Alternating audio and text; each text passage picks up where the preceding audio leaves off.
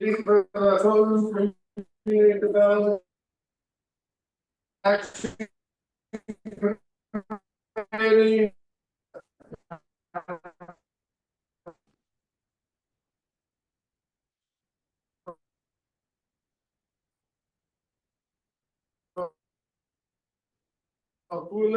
Everybody could be quiet.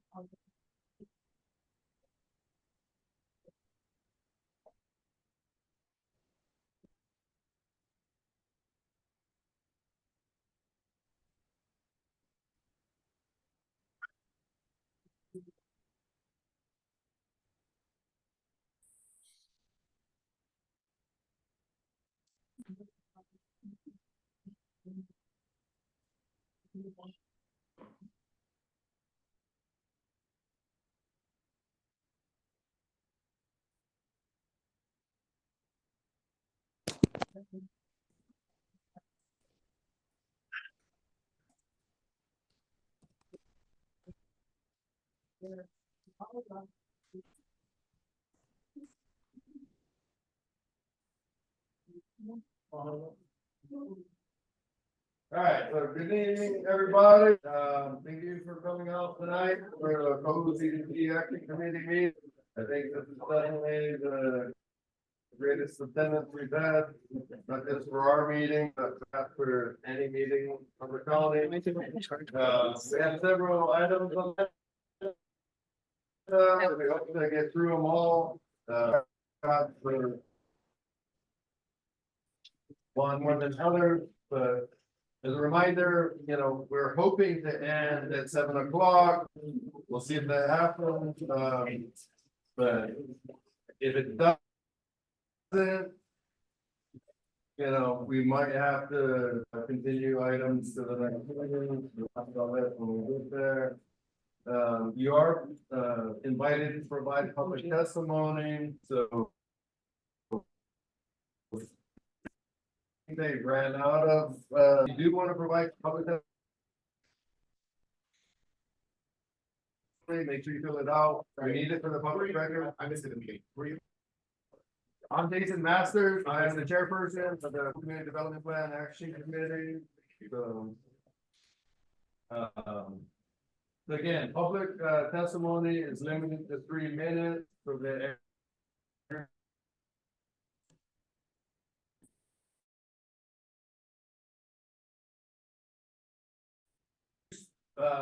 if you do decide to provide public testimony, even though you do write it down, make sure you say who you are, so that way we can attach it to what you wrote down. So my name is Jason Masters.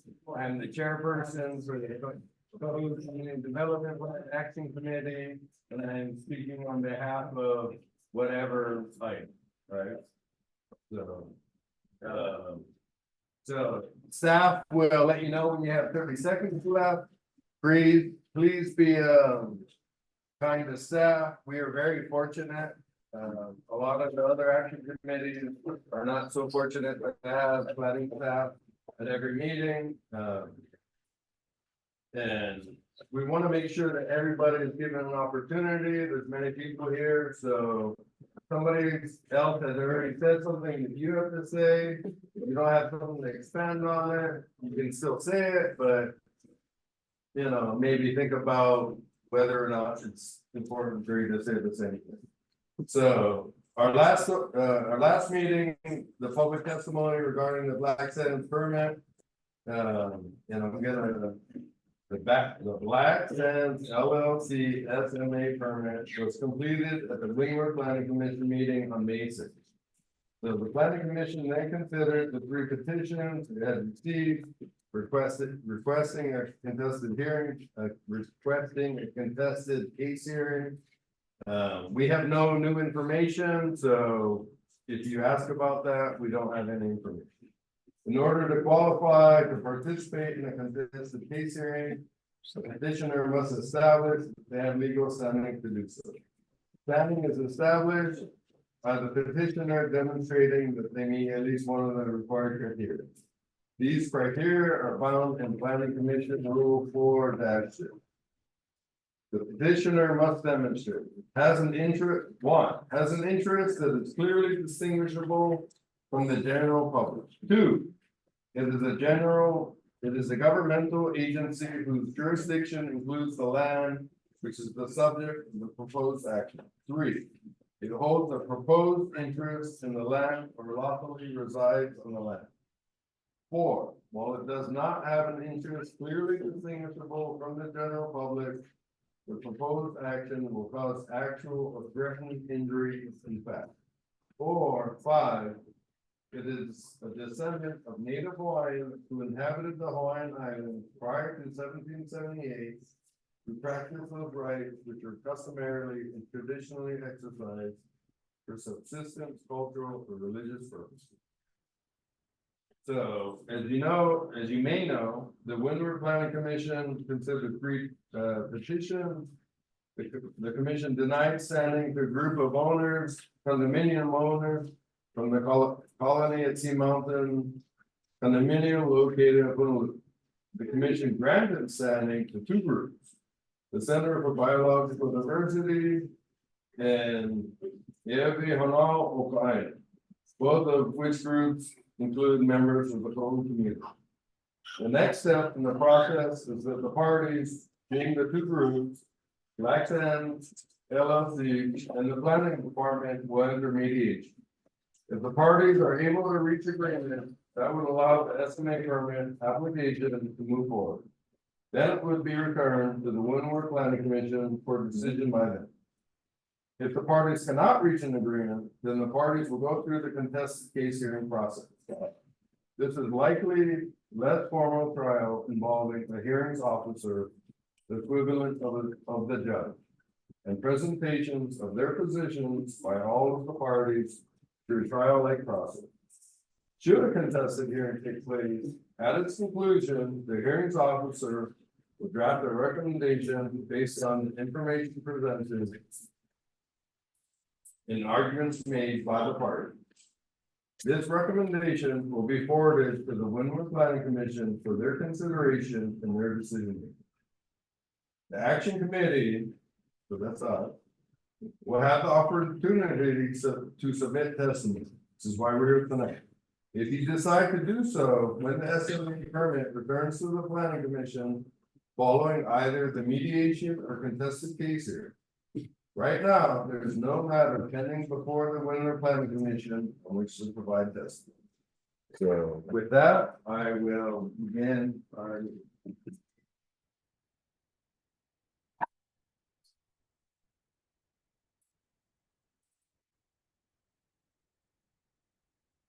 The Kaʻū Action Committee meeting will now come to order. It is Wednesday, April 24th.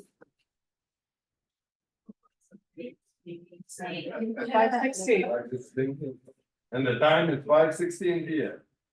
This meeting is held in person and by interactive conference technology. The meeting will also be recorded on Zoom.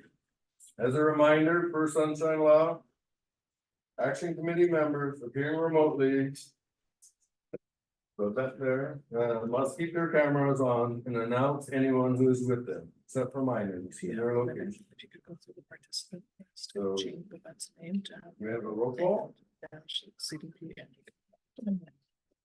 So. So I say.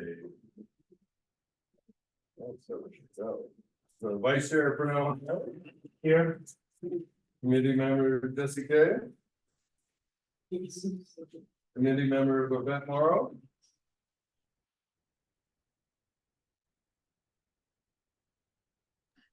Here.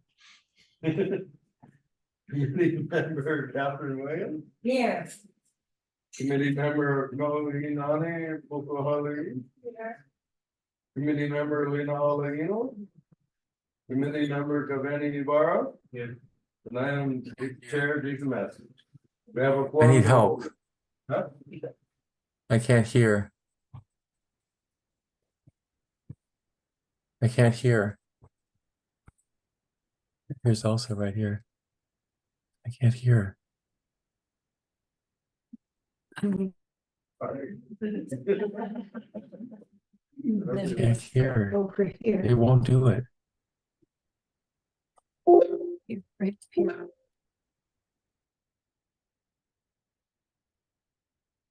Can you hear now?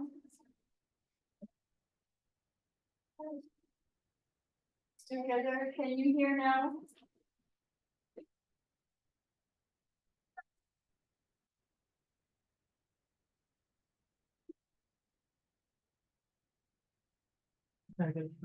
Alright,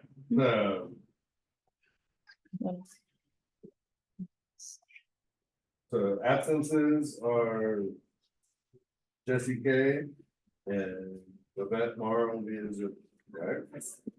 So county staff, planning department, Mary Ann Palma. Cabello Kaliki. Khalili. Wait. Do we have corporation council? Do we have Gene on? No, Gene, no. Meeting corporation council? So please make sure your cell phones are turned off or on silent modes.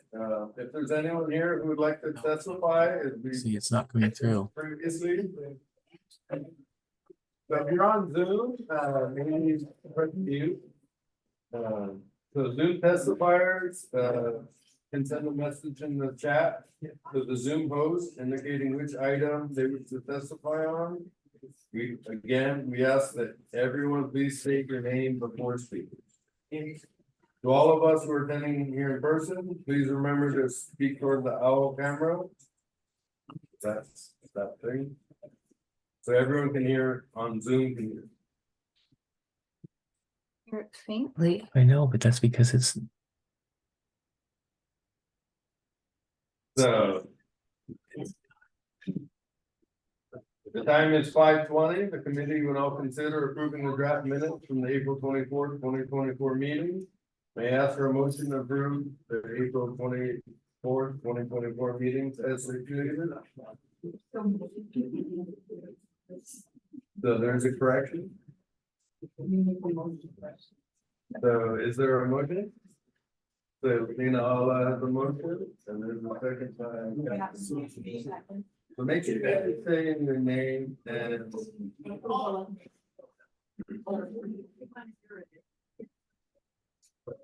So what's the discussion?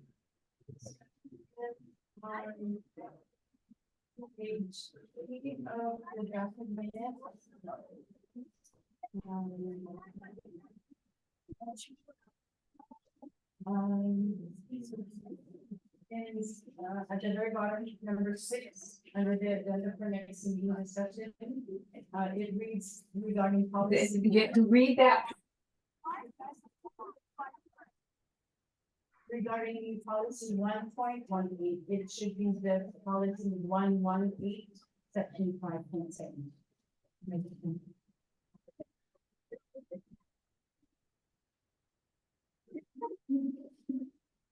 Any discussion regarding that correction? Mariam. All in favor of that correction and otherwise, approving the draft minutes? I think we can do it all in favor.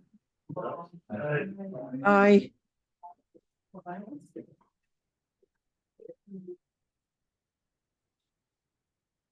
Yeah.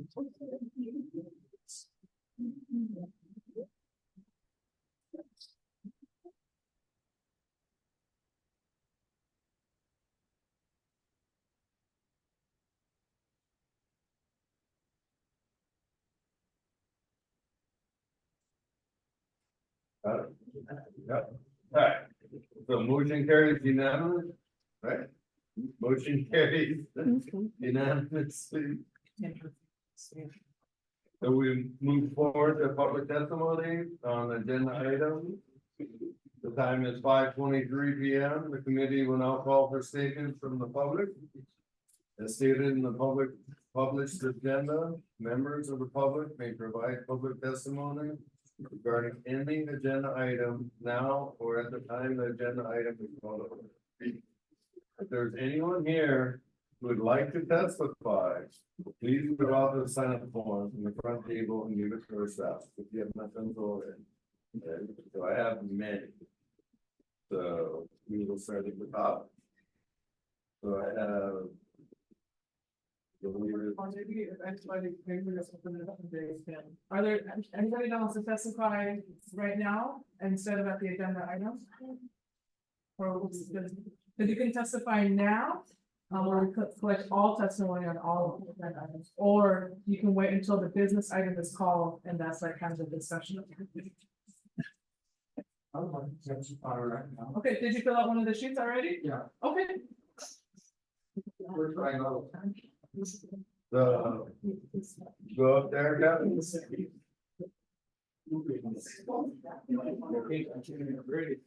I signed on first. My name is Ron Ebert. I'm the volunteer fire captain in Pahala and Alehu now. What I'd like to talk about is ingress and egress at Greentown subdivision. Over the last 20-some years that I've been doing the fire thing, there's been several fires, and if you guys know anything about fire, when you have a lot of flashy fuel, that's the tall grass that gets drowned during the hot part of the summer. And you look at the road going down in the Green Sand subdivision, it's on both sides. And a lot of in Green Sand subdivision, you have a lot of lots. Unfortunately, when people built houses on those lots years ago, they dumped whatever building material that they had into an adjacent lot, which has to do with a lot of paint cans, a lot of toxic material and things. The big thing for me is because I've been in public safety all my life, 62 years, 63 years, from the time I was in the Navy. Then I worked for the Highway Patrol in Colorado, and, now I'm with the volunteer fire. To my way of thinking, it is very hazardous situation, and I would like to see the county do something about it. In the sense of, my thought years ago was to put the county could buy Mark Twain subdivision and Green Sand subdivision and put a road through there. You could decorate it up and call it a park. You could put a gate across there that the fire department, the police department, whoever needed it. I think if you know anything about Lahaina and the loss of life there, I was speaking to a young lady here just a few minutes ago about this maybe being the people that live there. Well, there she has gone. I'm concerned about everybody's safety. I'm concerned about the firefighters that are the paid guys, whoever, the other volunteers. A lot of times you have police down there trying to direct traffic and trying to get things going. And so you end up with a lot of people in a very bad area. And it's one step away from disaster. Well, that's all I have to say. You guys can think about it. Thank you. We will be talking about.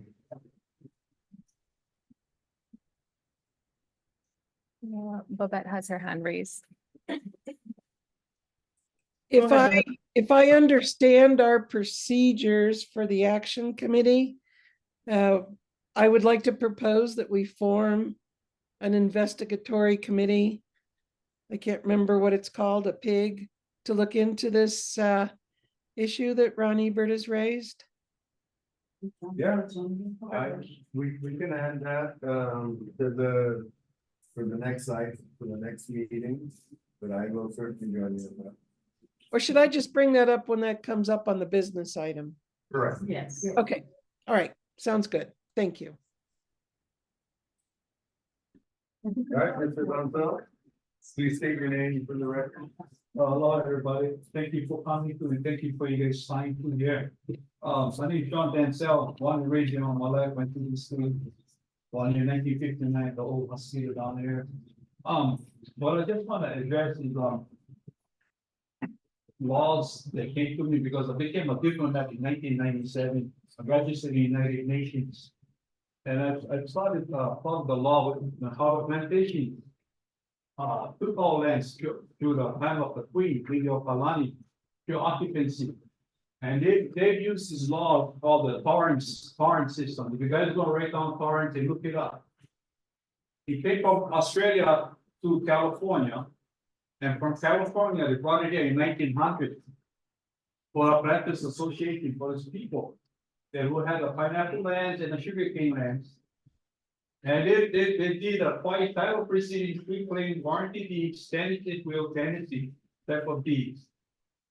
And through adverse possession too, they do that. Like for one interesting case that had happened and they shot the poor guy down, April, not at Kaʻū. He had to go through adverse possession if he had gone through that. He'd been there for 25 years and he have an allodial title that the kings and queens and the people. And our families did not give a consent to nobody. So we're based on fraud. I even have a document from the president. It shows a break of contract, even with what's happening, national park, conservation. They all deal with that. I hate to say I have families in there, but this is the truth. I have paperwork about them. There's another way of a scam of stealing Hawaiian people land. And I come from the Bronx. My mom's cousin was Lilo Kalani. Her side of the genealogy was from the two twins. Kamehameha moved to Kamanawa. And my grandmother came from Kauai. She was Kamoli granddaughter. And Kamehameha is on my grandfather's side, on the great side of the family. Well, I said directly straight with you guys. The scoring system is all war crime stuff coming down. Even with Dr. David Keanu's side and all these other people are doing this. I have family members in Maui as I speak are winning lands because based on Hawaiian rights and Hawaiian our own constitutions. We did not have no act, we have the law of the United States. Guys gotta bear it in mind. You have to have law. But they falsified a lot of stuff to us in school. Growing up as young, I used to get the paddle. They put my head in a volleyball by speaking Hawaiian, right on a chalkboard 500 times. Yeah. So, you know, this kind of language of things, try to go and research the definition terms, it's really important. Get a Bouvier dictionary or Black's Law dictionary and look contract language. We're living in a scam. Fraudulent state of Hawaii, for the record, state of Hawaii is a fraudulent state. An illegally occupied state. I don't want to say it. The queen would say, my mom's cousin, the queen would say, would the good Lord have mercy on all of his soul if you don't see the light, the truth of our home Hawaii. A lot. So. For the record though, what was it? Taurus, I never heard. Torrents, yeah. Torrens, Torrens. And they came from Australia to California. They brought it here in 1967 to make title guarantee. That's why the land is an LLC. And LLC is just an insurance policy that protects the fraudulent deeds that they have they have an insurance policy to protect the interests of a false claim to a Hawaiian land. Because it's in perpetuity and in all of your titles, Hawaiian lands, okay? Aloha. Alright. Thank you.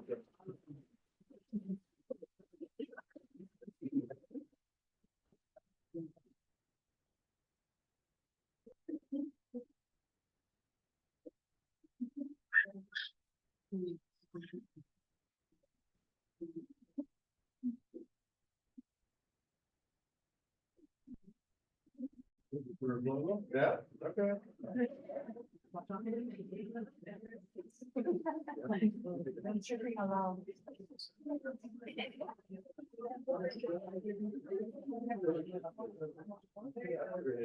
Right? I'm about. Nice.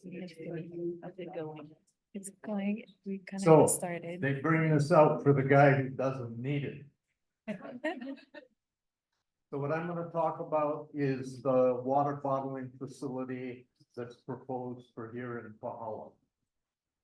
And I don't know if you are aware of what the public trust is, but it is part of our state constitution. And it was something that when they overthrew the monarchy, those men who did that, they brought that from the Constitution of the Kingdom of Hawaii into their constitution. I suspect unknowingly. The basis of it is, while the Ali'i are descended from the heavens, they have a responsibility to the Makainana or the common people to always look out for them, not take advantage of them. There's things we need to survive. And hence, in the Ahupua'a system, they had Konahiki who looked after these things. And the idea being that you won't want for water. We all have to do our part, but that's how it works. So for an individual to come in and say, and he's already, I don't know the facts, but he's already using the idea that the property where the water will be taken from is zoned industrial, so he didn't have to go to any zoning. So there was no public, well, not public, but planning commission hearing, like we had for Punaluu. There was not anything for Pahala. They tried to do it in Hilo. Pi'ilani Partners wanted to tap into the Mauna Kea aquifer. And that was, we were able to stop it based on it was against the public trust. And many things will get said about the water, it's just running into the ocean and all that. Well, that water going into the ocean very probably has made Hawaii and its reefs and its fish and everything here what it is. That's special. And another topic on this is the aquarium collecting. Who died and said, you can come and collect fish and sell them and make a living? The hell with everybody else. Okay? Those fish belong to all of us.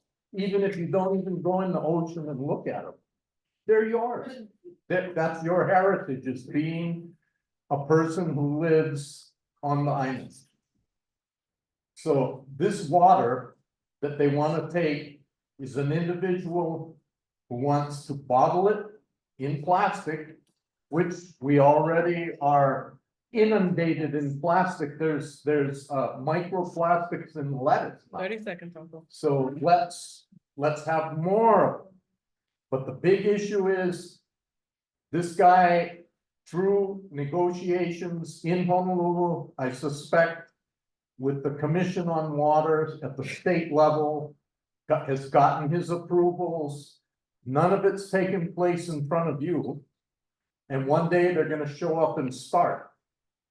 And that we shouldn't allow that. That shouldn't be allowed to happen because it goes against the public trust. Honolulu is similar. That's a public trust issue. So, thank you.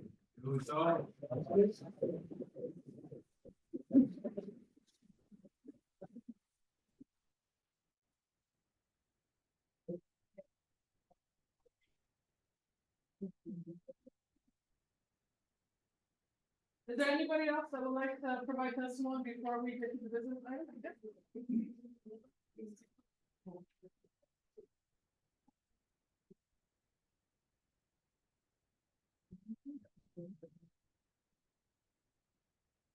My name is Ikaika Kuiliava Smith. I'm running for county council in this district, District 6, run from Volcano to Kaʻū.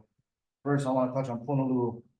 I don't understand why we're even having this meeting tonight about Honolulu when we went to the Windward Commission and had 2 days of testimony, over 500 people, thousands of people wrote in, and here we are once again talking about this shit. I thought we went through this, but I thought we went through this. So there's that. The second thing is the bottling plant. I don't understand, like Uncle John said, I don't understand why people come here and think they can just take our resources. I have a friend in Waimea. He has a Hawaiian homeland lease. He runs cattle there. He wanted to expand the water line so he could bring more cattle on the property. Hawaiian Homes told him no. He asked why. So you gotta talk to the water commission. So after the runaround, he goes and speaks to the people in the water commission. Luckily, he had a friend there, and they say we're at capacity. We can't distribute any more water for livestock because we're at threshold already. 98% of our water is being used. So how is it that 98% of our water is being used and we can't feed the cattle that feed us? But this person can come here, build a water plant, and pull water right out of the ground. That doesn't make any sense to me. And it kind of goes hand in hand with what happened on Honolulu when we look at today. I went down there to look at land and down Nilole. You look at Nilole, the whole pond is filled up with gravel. Why? Because some greedy corporation came in, started messing with water systems, filling up rivers with rock because they were too cheap to put concrete in. And now that pond is filled up. So what is this guy gonna do now? What is he gonna do to destroy the next aquifer in Kaʻū? When he drills or takes water out, however he's gonna do it, is he gonna collapse our aquifer and then we not gonna have running water? Right now, there's a whole problem with the wastewater treatment. They're talking about going to septic, everybody has to go septic. We cannot have cesspools anymore. Why are we talking about bottling water when that's more of a pressing issue? Now we're worried about all of these cesspools seeping into our water system, but this guy's gonna steal our water and put it in bottles and then charge us to drink the water that he took from here. We already seen that in Waikea, in Hilo. That Waikea water, they literally take it out of the river over there, bottle it, and then sell it back to local people. Yeah, with plastics. We don't have recycling plants here in Hawaii. We have one landfill on the entire island. And yet we're talking about bringing a whole nother massive corporation business in here. So for me, I'm against that. And like I said, the Honolulu thing, I don't know why we're talking about it here. I thought it was done already, but I guess not. So yeah, that's what I have to say. Thank you for your guys' time.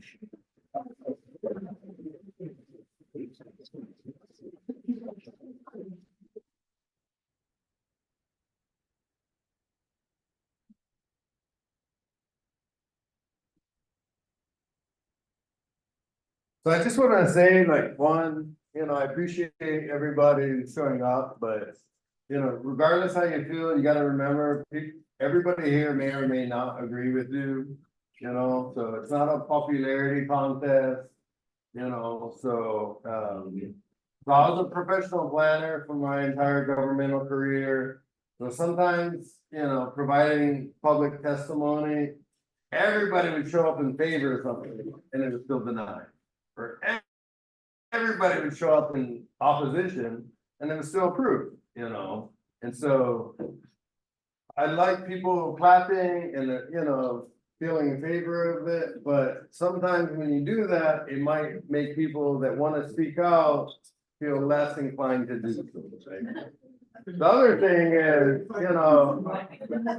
we gotta watch our language because this is being recorded, so, I don't think we have like the mute button, but, so just make sure to watch your language, so.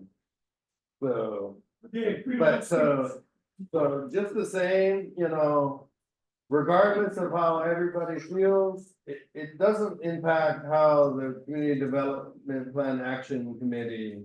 Our job is to provide public testimony, to decide whether or not to provide public testimony in accordance with the Community Development Plan. So if everybody here is in favor, which I'm guessing is not the case, it doesn't mean we're gonna say, oh, well, it complies. And if everybody here is in opposition, it doesn't mean we're gonna say, oh, well, then it doesn't comply, right?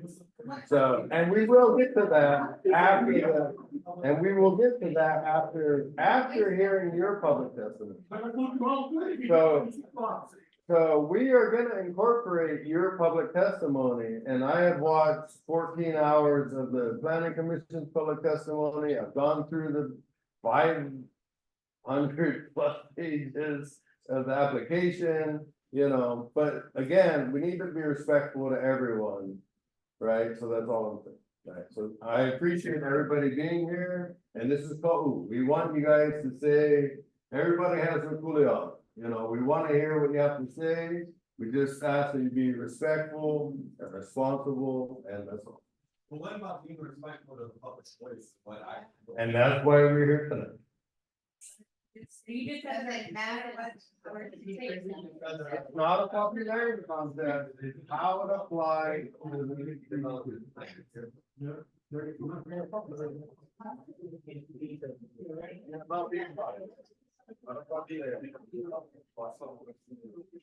At this moment, are there any other individuals that would like to testify now instead of at the time of business item to call? Can I have a show of hands in general, just so we can kind of have a list to go through? Okay, we'll start with. Did you already fill out the comment for it?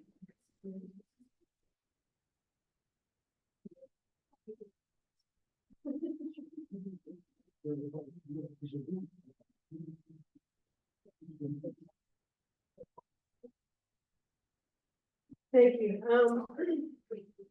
I'd like to thank everybody for their time on this committee, and you know, I went through the. Oh, I'm sorry. My name is Marion Gershon, and I live in Nottingham. I've been here since about 2007. And we're gonna hear a lot of things tonight about the beach and about the bottling plant. I wanted to be prepared, so I went and looked at the CDP, and nowhere in it did I see a desire for a mini resort or a wellness center or many, many more residential areas close to shore. In fact, almost everything in this, it says that that's not what we want.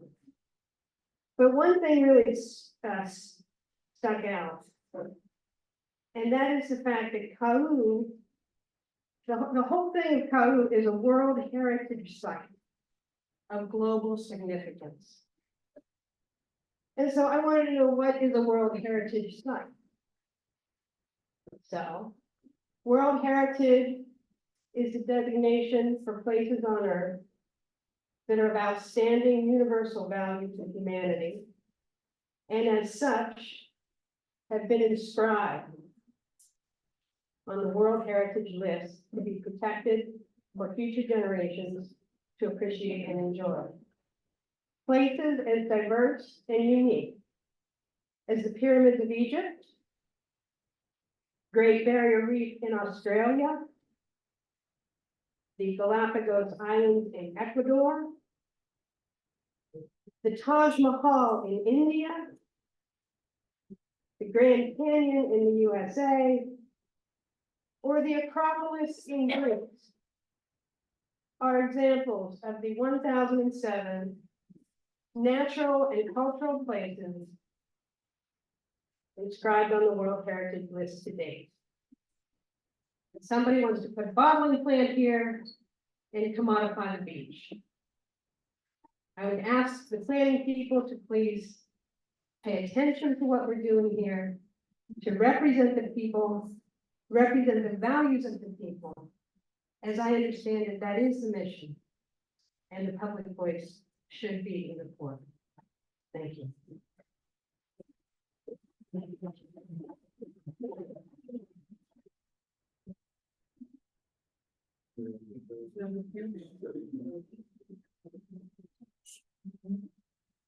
Go ahead.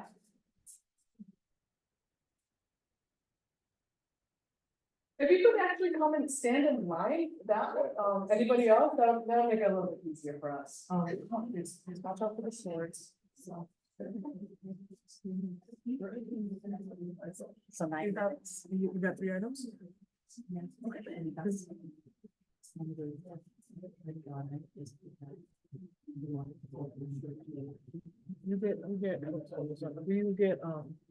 Jim, correct me if I'm wrong, you get 3 per agenda, and whether you want to do that at the beginning or at the time the item is called, if you want to divvy it out, that's up to you. Yeah.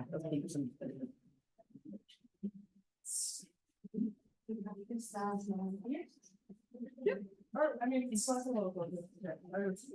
So I wrote mine out so that I can put it on track. So one of the agenda items was the water bottling company. I do not feel that anybody should be supporting, that, because like John had mentioned, it should be held in public trust. Second agenda item is green sands. I think that you guys should highly consider, fighting a class action lawsuit for the lack of proper land management. Now moving on, to agenda item 1. My name is Nohea Kaʻū, and I was born and raised here in Kaʻū. I am here to encourage the Kaʻū CDP to oppose the estimate submitted to the Windward Planning Department by Black Sands LLC. Everything you need to know of reasons not to support the development plans can be found in the numerous testimonies submitted by many members of our Kaʻū community, not to mention over 100 public testifiers over the 2 meetings that were held at the county building in Hilo. In addition to 15,000 signatures gathered in opposition. I have a printed document here, which I will hand over to you guys, which garnishes some of the main bullet points of community concerns that should be taken into consideration. Iele Hanau Kaʻaina filed a petition for a contested case hearing, voted 5-0 in approval to move into mitigation. Mitigation process starts tomorrow. The lawyer for Black Sands LLC vouched to throw out our petition, which was denied. In this mitigation process, Iele Hanau Kaʻaina will demonstrate that the proposed project violates HRS Chapter 6E, 343, 195D, 226, and 205A. I will send all this information. I have it printed out for you. It will also show that the impacts of this project are significant, that the project is inconsistent with the objectives and policies of coastal zone management, as well as the general plans, and further does not stand in alignment with the policies listed in our Kaʻū CDP, outlined also here, in addition to the other document I have for you. Our Ka'awa Ohana, our lineal descendants originating from Punalu'u. Our kupuna are buried there. We have Kuleana lands and have vested interests to this Wahipana. We will stand to do what is right to protect our Aina kupuna. We have the resources, the money to protect Punalu'u forever. What we need to know is if Eva is a willing seller. Thank you.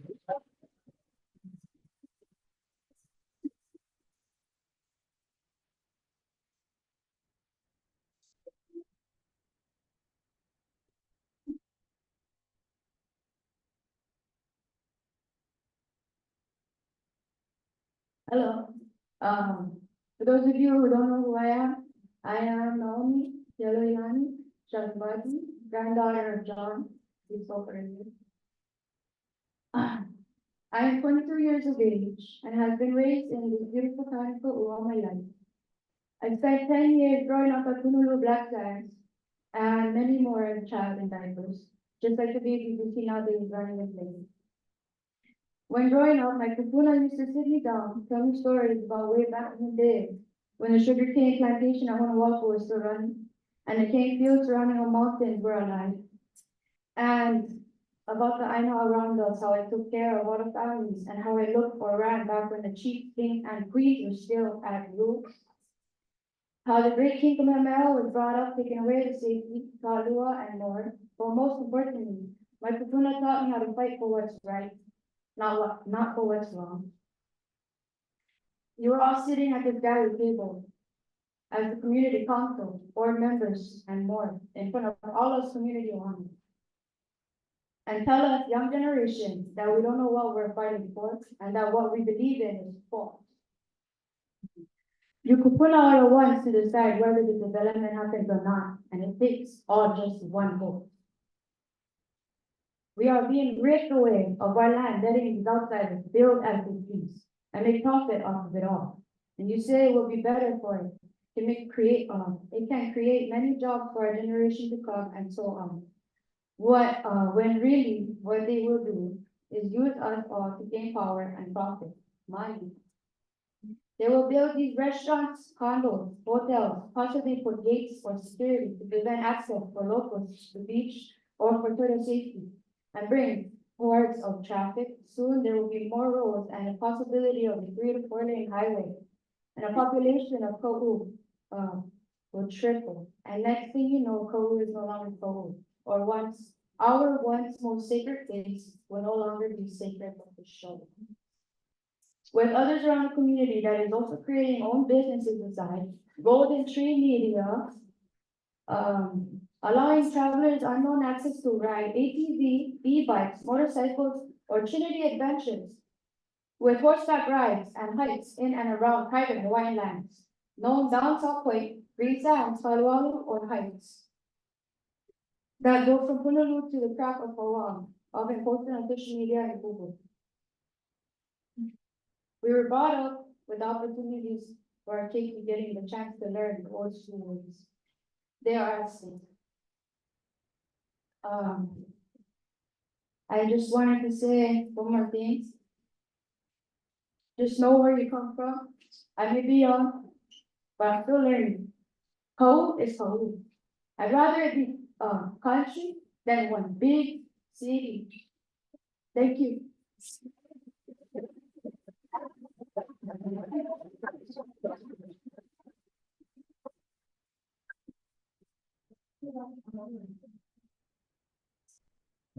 So we're gonna move forward.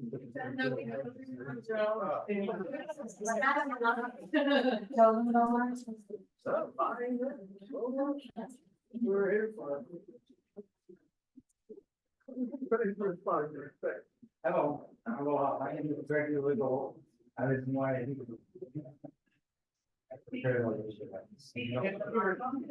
Greg, I don't do this very often.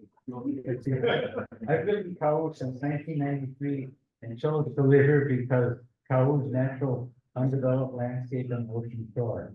The communities of Pahala, Nale, and Waihinu are a legacy of simple folk living off the land and bounty of the ocean. The proposed development would be a desecration of the legacy of the Aina and the spirit of the Aina that is still strong here. Much of the Hawaiian Islands have been Californicated, regrettably. The gem that still exists here will be ever more highly prized and sought after for empathetic development. Such efforts have historically been opposed. Even Hawaiian chiefs have succumbed to greed, have been outcast by natives. Colonialism is a perverse, invasive species. This proposal will fail also.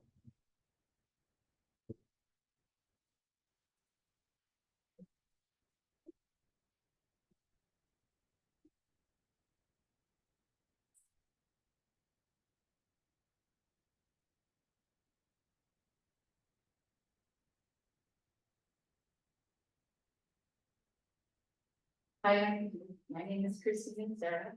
I live in Waihinu and I have that. I have some questions for this committee. I wanted to ask if you have an ethics committee overseeing your agenda. Because so much rests on what you were saying. And I wonder about any conflict of interest within your organization who formed this organization? Is it really people of the community? Or is it like our mayor and some other people perhaps? Is it people with interests in massive development? Is it people that have had high powerful positions in politics that have made friends along the way? If you can prove me wrong, I would love that, but as far as I know, Mitch Roth and Enzo Kern created this, or one of the main people to create this committee. And as we speak, Mitch Roth is in a federal lawsuit that has been solved, believe it or not. How can we trust this committee? How can we move forward thinking that you are our voice of Kaʻū? These are questions that I have in my mind that I wish to be answered. I wish for you to consider the voice of Kaʻū. We have shown up, like the previous gentleman had suggested or mentioned, not suggested. We have shown up 3 times now. This is a very tight-knit community. We have to have 4 to 5 jobs, to even live here.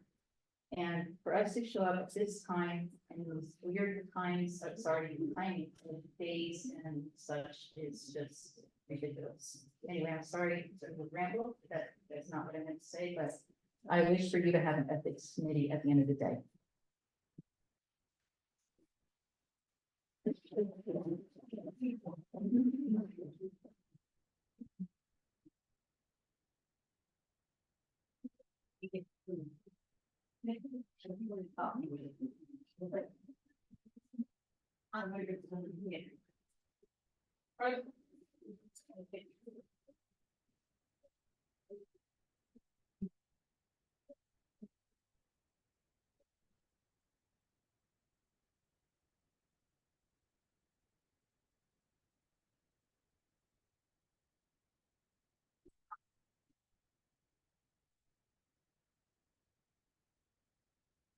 Hello, my name is Procedural birthday, born and raised in Panama, 81 years. Okay, my main concern is properties that being sold up there. I'd like to know if the areas have been inspected or checked for various sites, because in Kaʻū, there's a lot of burial areas. And I, for one, I don't want to be put to rest and then somebody clears the area on top of me and build something. If you're put to rest, you should be resting. That's how I feel. And also, talking about Ninoli Cove, it's been covered by debris. And it all started when they started developing the golf course. There was nobody monitoring land clearing. So material was being pushed to the max and or into the gulch. And that's the result of what we get in Ninoli Cove. That was a beautiful pond, I must say. I had the opportunity to enjoy it, and hopefully one day everybody can enjoy it too. And that's about it for me. And also, most of the time we hear people talking about turtles. You know, I'm surprised that they're bringing up to people from this area, because Honolulu was the only hangout that we had growing up. And turtles, you didn't have to tell me, stay away from the turtle. You have to stay 100 feet away from. What we knew was the turtle will come on the sand, lay its eggs in the sand, and it's going to hatch. And when it hatches, the objective is to go into the water as soon as possible. No, we have people that come and talk about turtles like, we don't know nothing about turtle. And all my life, I spent time at Honolulu Beach.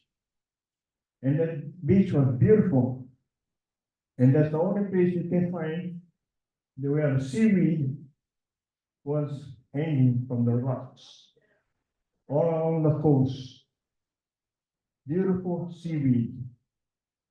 And then the law came with leave the turtles alone. And what's happening today? There's no seaweed. The turtles are shading the rocks because they gotta eat. And the next thing is they're gonna move away because they gotta find food. And the big failure is save the turtle. What about the seaweed? The turtles are eating. The fish are eating. So let's keep that in mind. Thank you.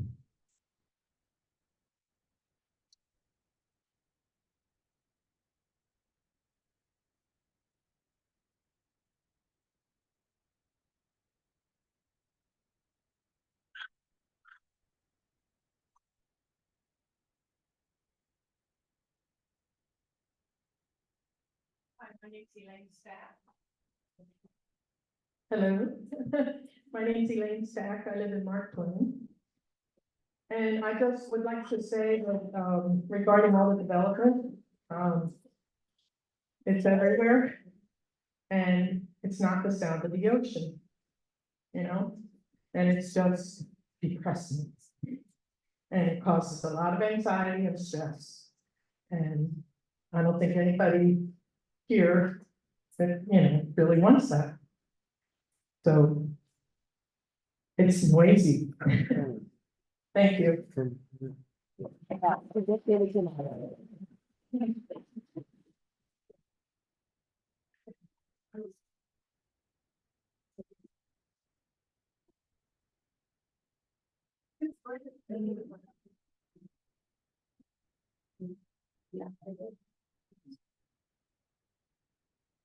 My name is Anna Silva, born and raised here in Baja. So we get developers coming here to every time they take up our land, like change everything. Why? If you guys all ask the question, why you guys came here in the first place? Was it because you guys were expecting a condominium built? Did you guys want more development? No, you guys came here for the quietness, the beautifulness. So why not leave them like that? You talk about, oh, we'll provide jobs for a community. Okay, you provide a job as a low paying job for our community. That's what our youth community is about. That's how we see them. As this low wage, they will be our servants, cleaning rooms, scrubbing toilets, weed eating. And we all know they're not, oh, we provide jobs for the locals. Oh, no, you can provide for who you like. It's not about what you know, it's about who you know. Because there's so much more qualified people here that can do the job way better than the ones that we down there now. Everybody here knows that they're not about the community, they're about themselves. When they had meetings, did they include everybody in the community? Look, all the community is standing right here, we oppose you. You only pick the ones that wanted to, the ones you wanted to listen to, wasn't the ones that you wanted to really hear. Because as you can see, everybody basically here is opposing this. So find it in your guys' heart to see, why are we standing here? Why are we fighting for Kaʻū? Why are our ancestors been doing it for years? You guys talk about, oh, the next generation gotta step up. Here we are today, we stepping up and we telling this, no, enough is enough, leave Kaʻū alone. We born and raised here, we don't want to be staying here after everything is all gone. You guys looking to survive here, you guys don't know how to fish, hunt, whatever. You guys need the money to make your living. Go back to where you came from. No try to change us. No try to change where we came from. We're gonna stay here. You guys will come and go. You guys don't like the idea? Go. That's all I get to say.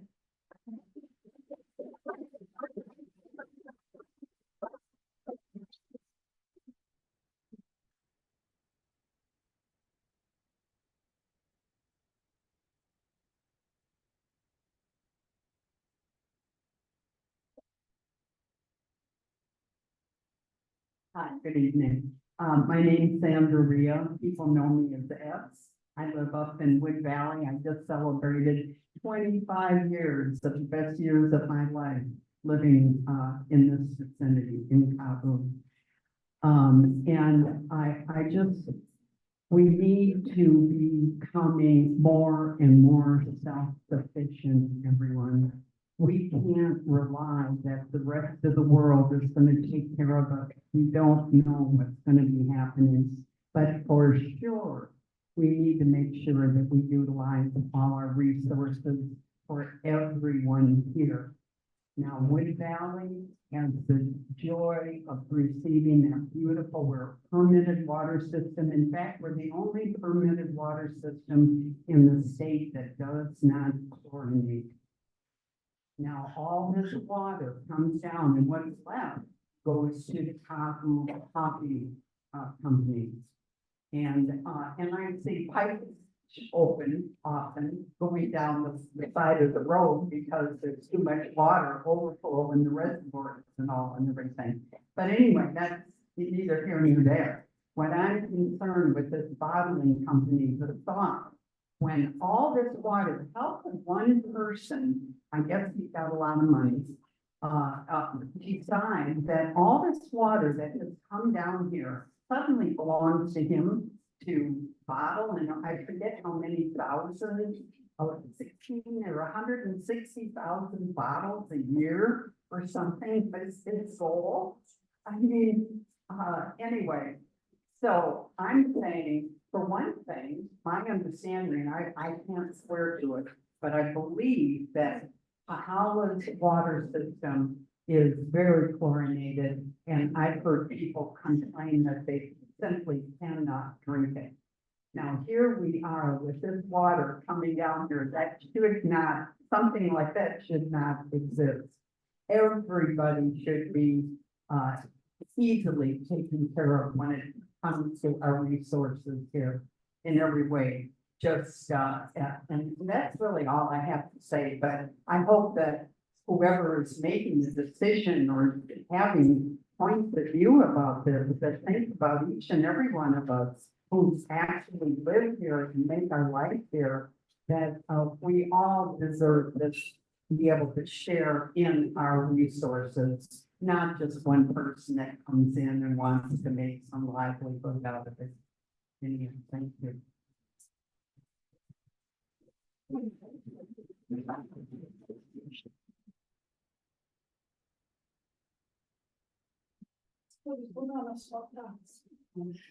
Hi, everybody. I'm kind of nervous to be up there and someone needs to get on a big dog quest.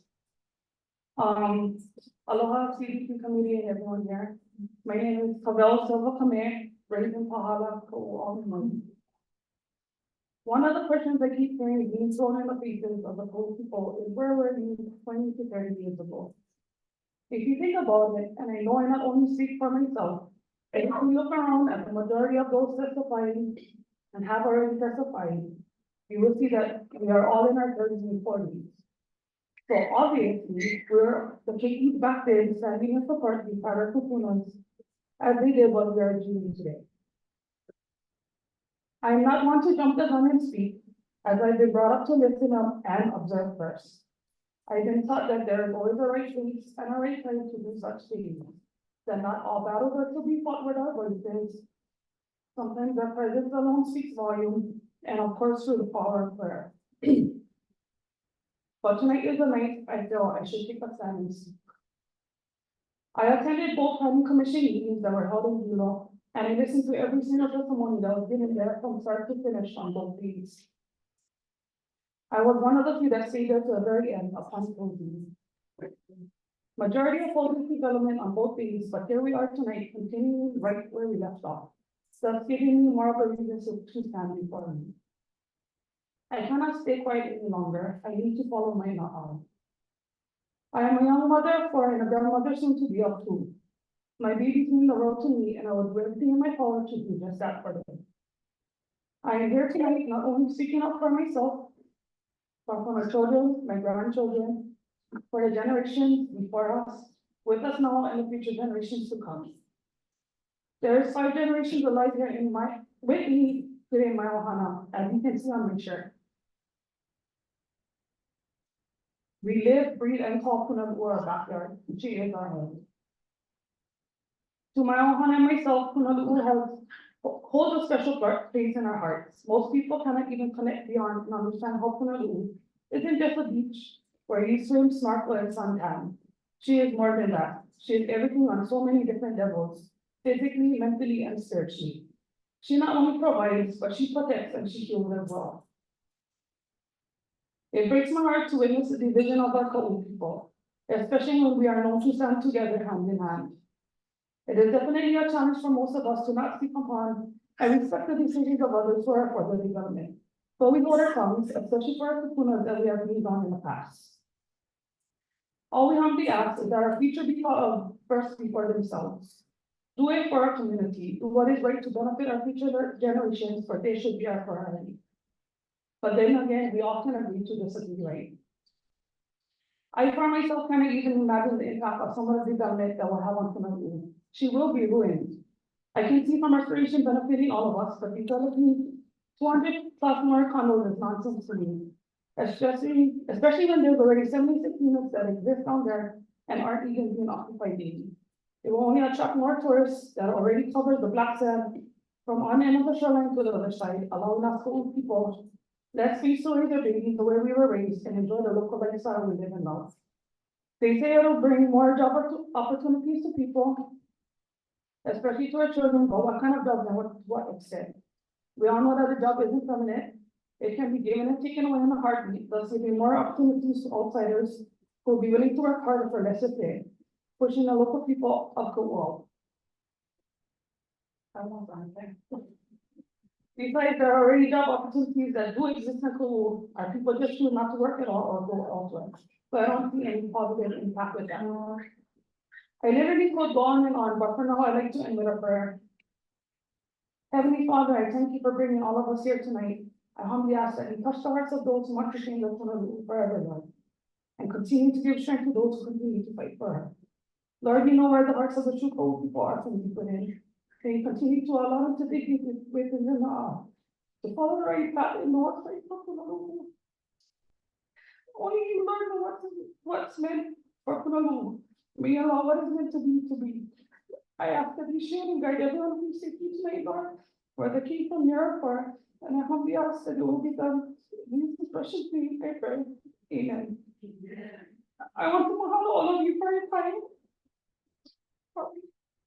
And I kindly ask that you take all that was said and be said tonight into consideration. This is my kuleana.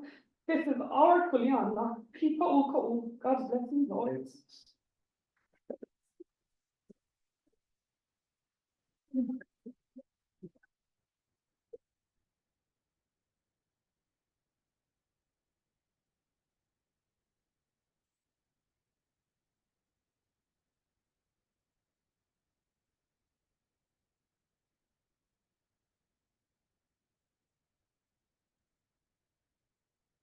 My name is Michael Silva, born and raised in Impala. 63 years in gone. That's my girl, just about talk. Okay? I raised him up to be local. You get to come up on the mountain to the ocean. Where it be peak, cold, anything. From the forest to the ocean, fishing. Everything get down there, OP, everything. That's how we supplement, that's how we survive all these years in Kaʻū. Not for all these guys coming here and keep taking. Gotta get on stop someplace. You guys planning it, the land? See, we were cavemen when they make empty promises. They will give us workers, 5 acre, 15 acre, option to buy. And what they do, they sell our land from under us. Then the guys who buy the land, take away all our rights to go to the mountain, to go to the ocean. That's the fuck get down here by the crap. Gonna right away down to there. Nobody acknowledge them. Same like Punaluu, gonna right away from the ocean all the way up to the mountains. They lock the gate over there. Nobody can go up to there. Vanuatu go up. All these places go up. They're squeezing us locals out so they can get their way and sell the land and do whatever they like. And our way of life with these people. And I don't think that's right.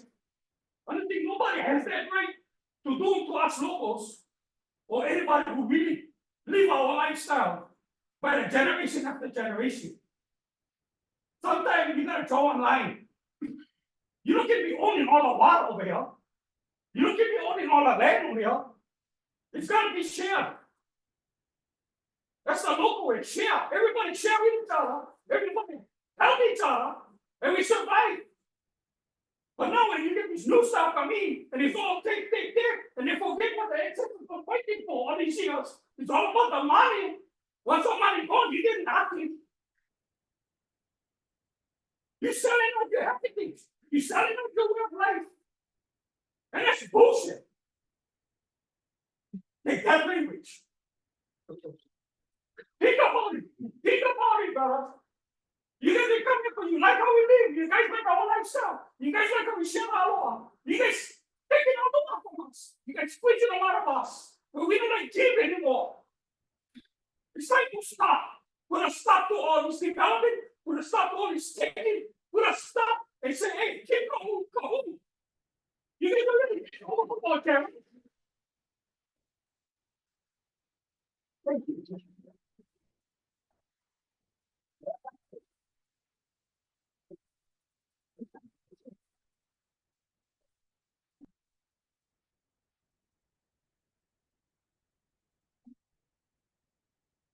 Hi, everybody. I'm Alicia Smith.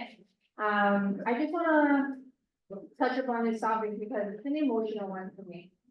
My husband and I were both born and raised local. I was born in the Honolulu area of Kaʻū, graduated from Honolulu High School, and we only just recently came back home after spending our entire adult life in the mainland. Primarily having to leave home because of the simple fact that it is too expensive to afford to be home. We worked our entire lives in the mainland to finally bring our children home in hopes to be able to raise our family, but in the constant fear of not knowing if we're going to be able to raise our children and our family here forever. Well, we have to turn and go back to the mainland because of the simple fact that Hawaii is too expensive to live. I've been raised both Kona, South Kona area long enough to know that how long is it going to be to our entire coastlines are completely taken for profit to drive up property values to the point where all of us are not going to be able to stay here any longer. And if we're being completely honest, it's our generation right now that has to take care of Hawaii and who she is. Because having to watch fellow classmates have to choose between staying home to take care of their children, take care of their grandparents, their parents, or choose to take care of their children and need to go to the mainland to provide a better life. That is what it comes down to now. The development I don't support because of the fact that, yes, it may bring jobs here to this side of the island, but at what cost, what value?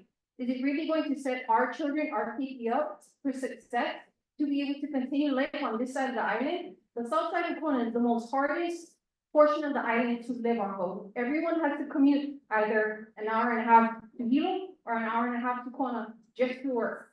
I know for a fact that it takes my husband and myself 2 jobs just to afford to raise our baby on this side of the island, and we choose to do so because this is home. This is where our children are from.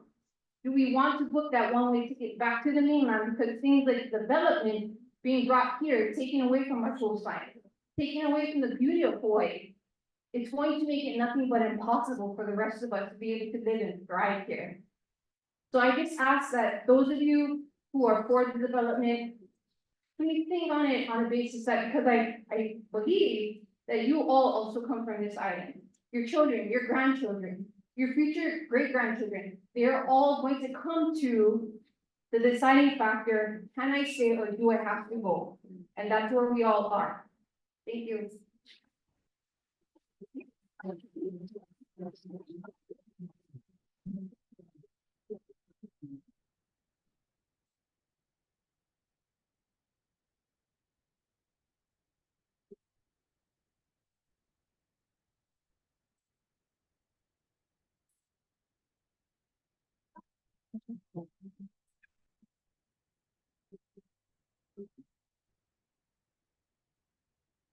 Alright, so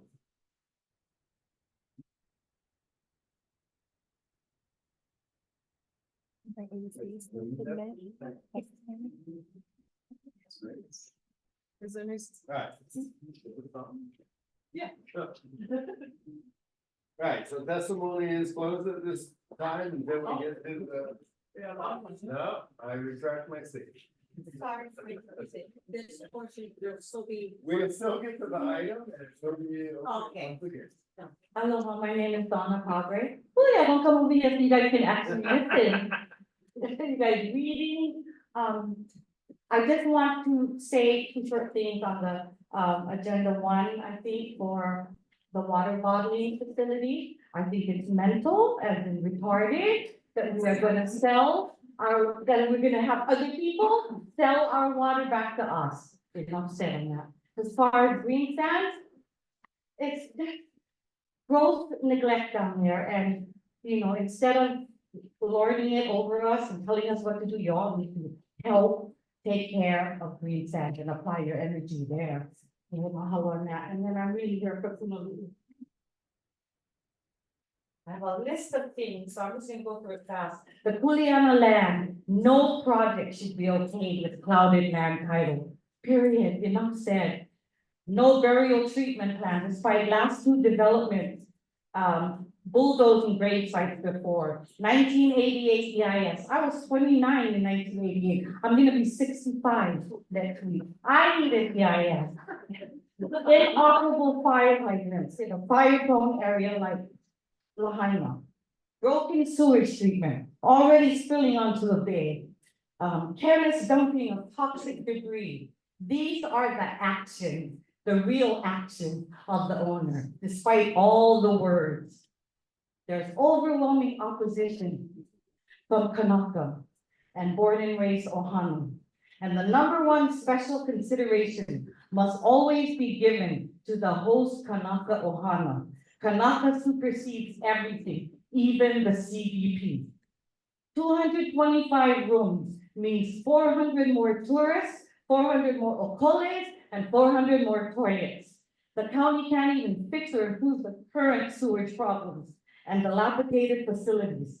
Punaluu Bay will turn into Kahaluu Bay in Kona, filled with tourists and kukai. And the famed sweet fish of Punaluu will be gone forever. We do not have a right to rob our future generations of this.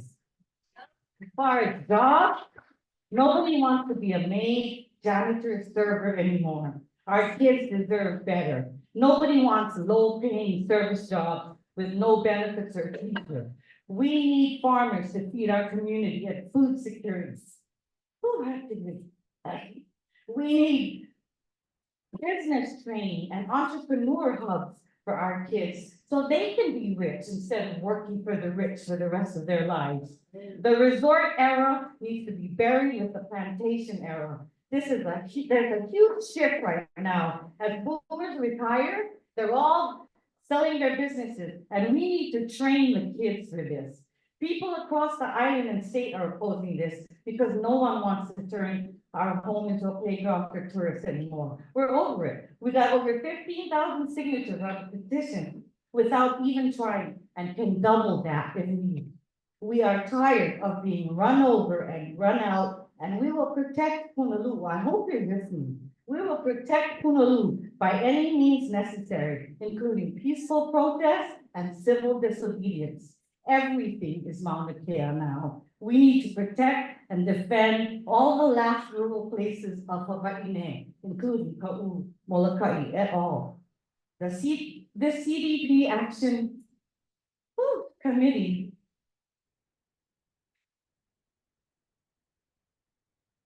needs to watch the 2 days of testimony to the WPC because that is the mana'o of the Kaʻū people. And by a show of hands, did anybody watch those 2 days of testimony? Right on, because that is, we showed up for 2 full days of testimony, and yet you made us all show up here again, and I don't understand why. And there's an imperiousness here, and a shibine here, and you serve us, and you are here to protect the community, not make decisions that override us. So, yeah, thank you.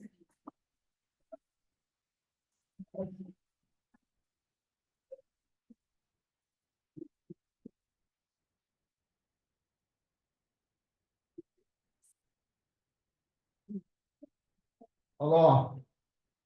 My name is Earl Galamakia Luke. A genealogist, I'm a Kaʻū. Ask Kanaka. Need to find out identity. Find your genealogy. Find your affidavit. Go back on your Kuleana.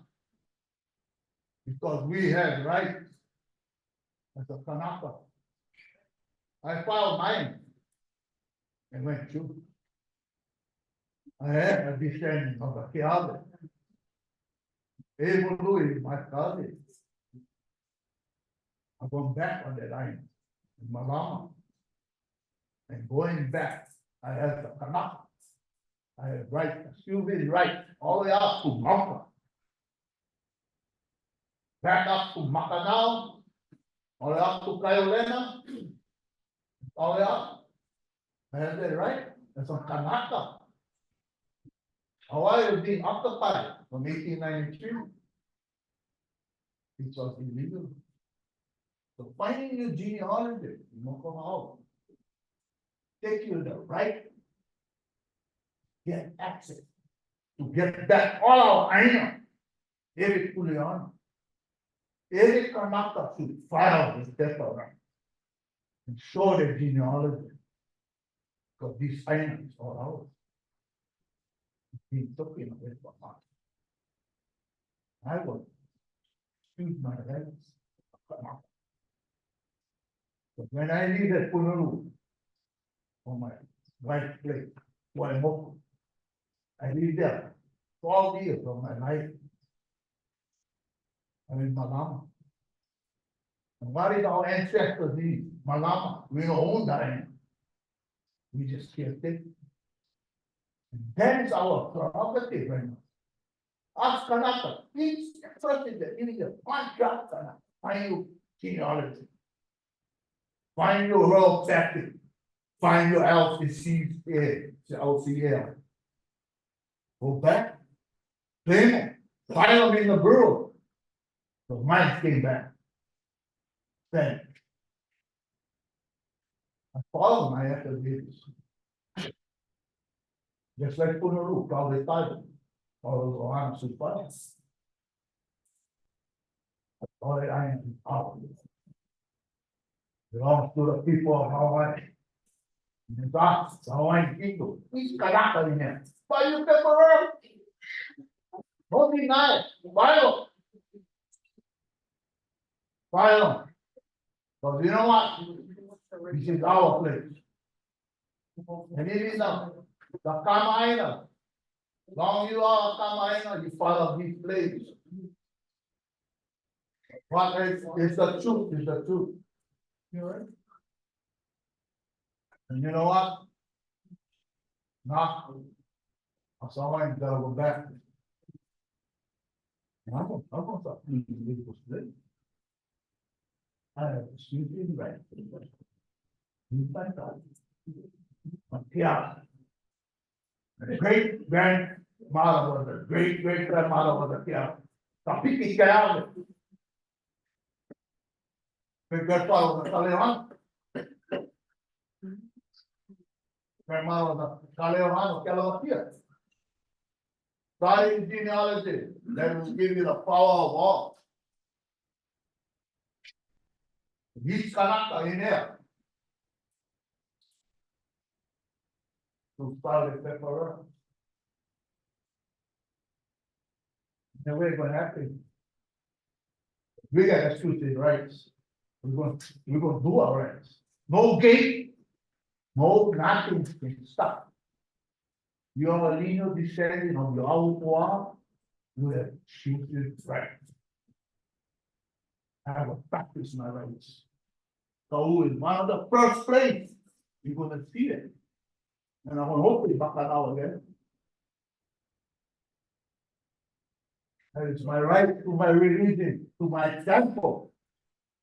As a Kanaka. Right. We'll proceed.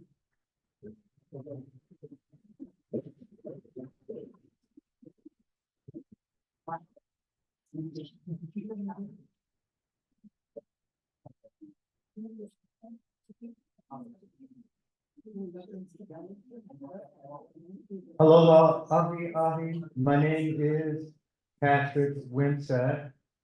Moved to the island in 1983. I spent many wonderful years in the Kaʻū district, up top near the park, up in Wood Valley, down at Honolulu. I testified last week, or last meeting, May 6th, and I was trying to point out, I'm addressing, issue number 1. I'm against the black sand development. I was trying to point out, that inside the application are 2 SMA minor permits issued by the planning director, Zendo Kern. I tried to bring this up at the meeting, and the chair, when I was finished with the testimony, wanted to correct the record, and he told me, we have not approved anything, were his words. I see Zendo Kern sitting to his right, and I wonder, is there anyone from the planning commission here tonight that can explain to me who is actually making the decisions? Who is responsible? Does the left hand know what the right hand is doing? I'm also curious to know if this testimony tonight will be forwarded to the planning commission, the Windward Planning Commission. Can anyone answer that for me? Is this going to be forwarded to Windward? So, I don't think that today is, if this committee will or will not submit testimony to. If we're able to discuss. I'm sorry. This does not get forwarded to the planning commission as is. This just by testimony on whether on the item of if this committee will provide testimony to the application, if it is brought before planning commission again. Oh, you yourselves, We I can't discuss testify there. We can't provide our. Yes, so. So that you're saying that the Community Development Council is considering planning, considering testifying to the planning commission if there's another opportunity? If there, yes, that is the question on the table. Okay, and so our voice is, you're listening to us to help you decide whether or not, you will. Yeah, we're taking testimony on whether they will be providing testimony. Okay. Well, that's all I have to say. Thank you for this opportunity. Okay.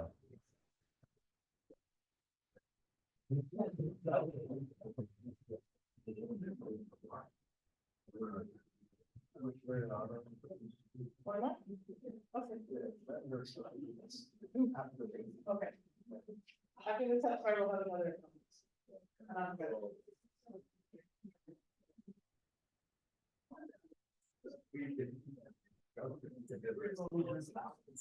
With me, call the next.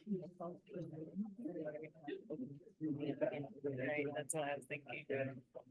It has to be at the beginning. I am Karen Gariapo. I live in Guayabita, Green Sands subdivisions. I'm testifying about Black Sand Beach LLC plus the Green Sands subdivision. I am opposed to any development in that area. I have a student that showed up on the first day. He provides for his family since he was about 3 years old. So what's gonna happen to his generations along the way? What's gonna happen? Okay. If this development is sent through? Okay, what's gonna happen to his family? Black Sand Beach LLC, they've had about, 3-4 years to fix their water system and the fire hydrants. They haven't done anything. They're in the hole about $300,000. They're not gonna fix.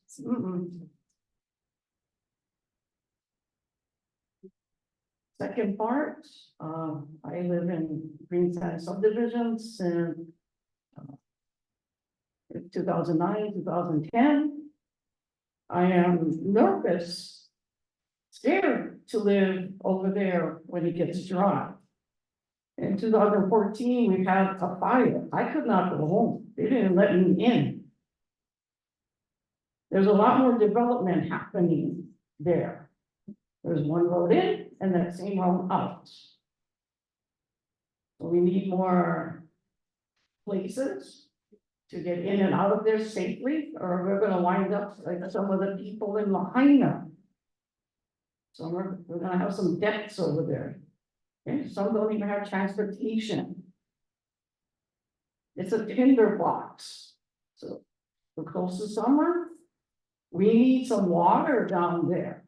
Decades ago. We've got so many people coming in, the street I live on, they're clearing. They just started clearing today. What's gonna happen to all of us if there's a fire again down there? Okay, it's not if, it is when. Okay. The fire department, there are heroes, and they saved that area, because that fire was going up, it was so windy, it was going up to McLean, going up the main road, Kaʻū, and other places. And they, wow. I'm just congratulating them so much. So we need water, we need something down there now to help us. Okay, so yeah, some of us are scared, the grass is all again, it's green, that's all gonna get dry soon. So please help us out in Green Sand subdivision, the ingress and egress. If you're gonna have something through Mark Twain, please have a gate there, because we've had traffic coming through back and forth. We don't know who they are. But if the fire department or some other official could have keys to that gate, so we don't have any of that traffic. So please listen to us. I'm not a representative of the area. But I've been there, what, maybe 14, 15 years living there. Nothing, no water system. They went to the county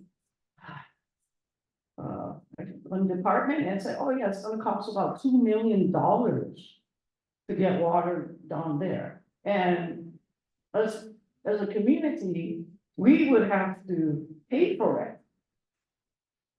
Some people who own lots there, they're not even living there. And some who live there cannot afford that. Okay, it's a county. It's a county issue to get some water down there. And so I'm fighting for that. Thank you for giving me this time to let everyone know what is happening in the Green Sands subdivision.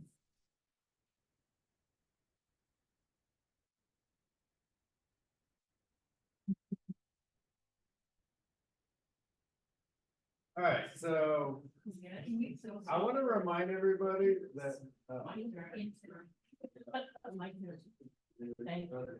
So after this, I want to have a statement, but we will have. My name is Gwen Sorensen, I'm from Pahala.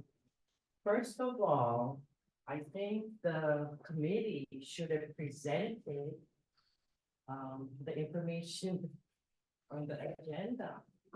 Because we did have another company that was gonna do bottled water. And we shut that down. Speaking to the mic. Oh, okay, we shut that down. So now I'm confused on who. They were, somebody presented water from Wood Valley. And I don't think that's where the water is coming from. The profit, is it? I mean, do you guys know? Down there. by the mill, right? So if that is presented, then we wouldn't have to waste all of this, you know. Testimonies, talking about good value water or, you know, all that, it's, I need clarification, put it that way. More information would help. I know everybody meant well, so. And as far like, with, from what I understand from previous meeting, we needed more information for the CDP. Did Black Sand LLC present or did the bottled water people present anything to the committee? So this is all hearsay, and then that's why the community all goes against each other. You know. So thank you.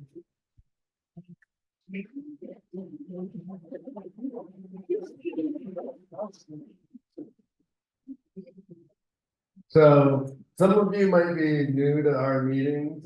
We are an advisory committee, so we don't have any decision-making power.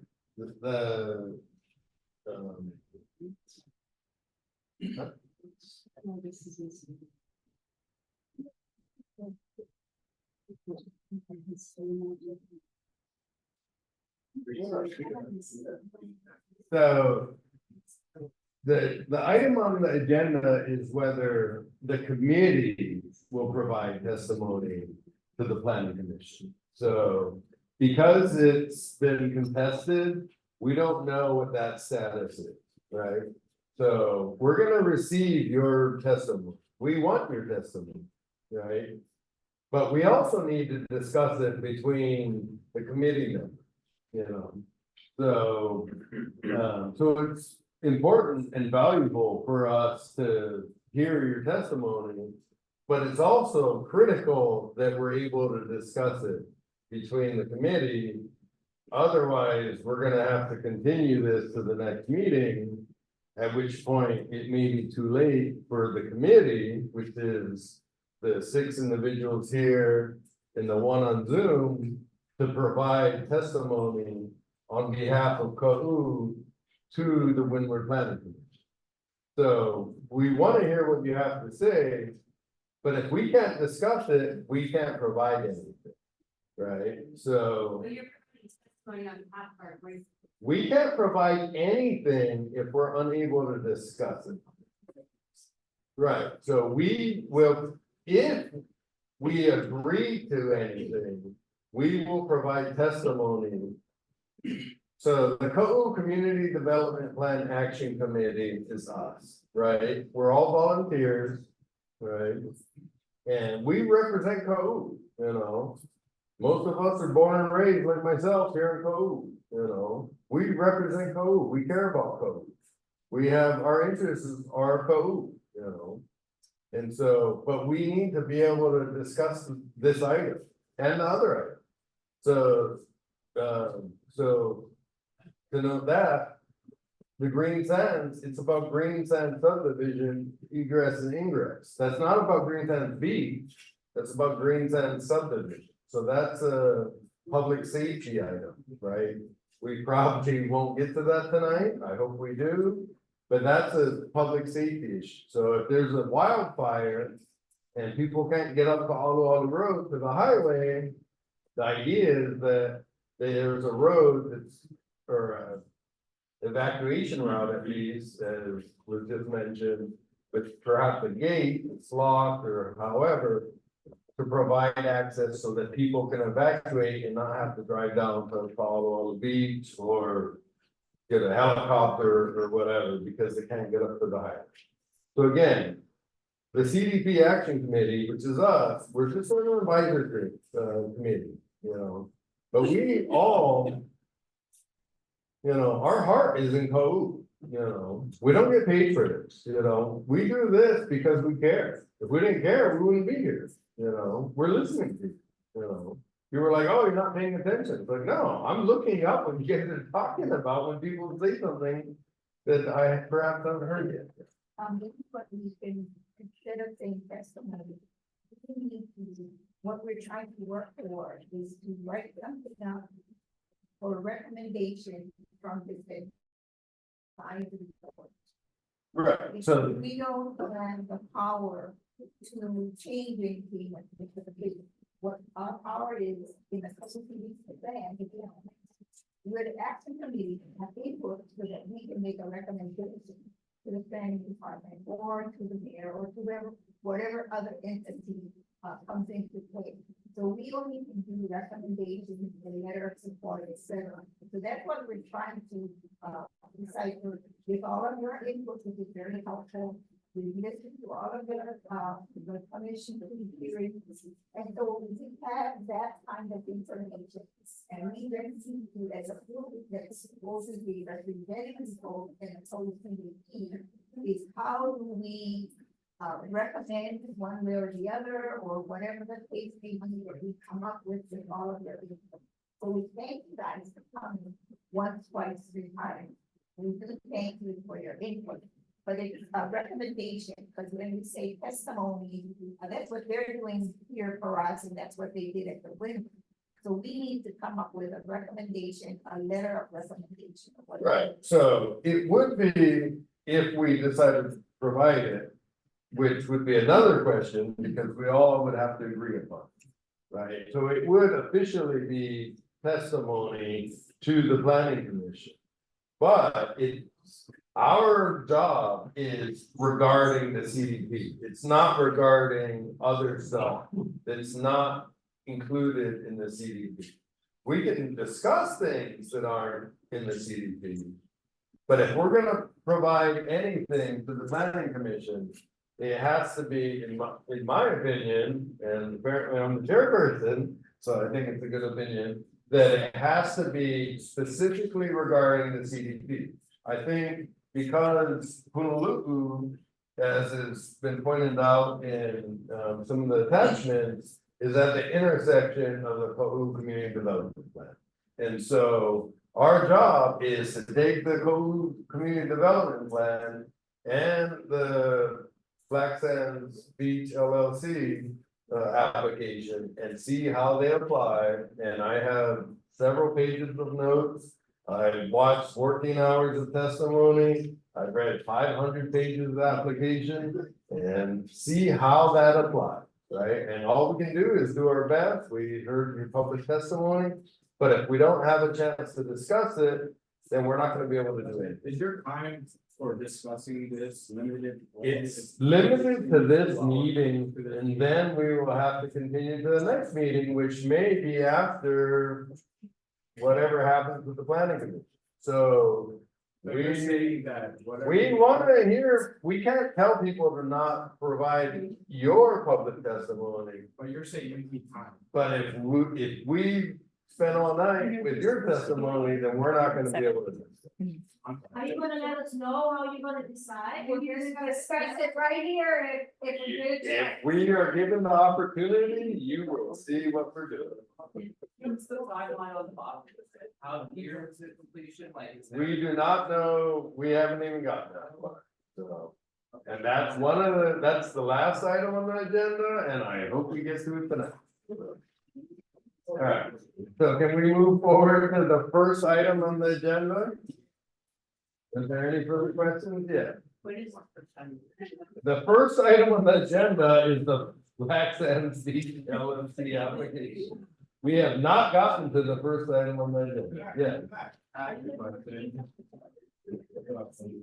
like to tell all my. We will get there.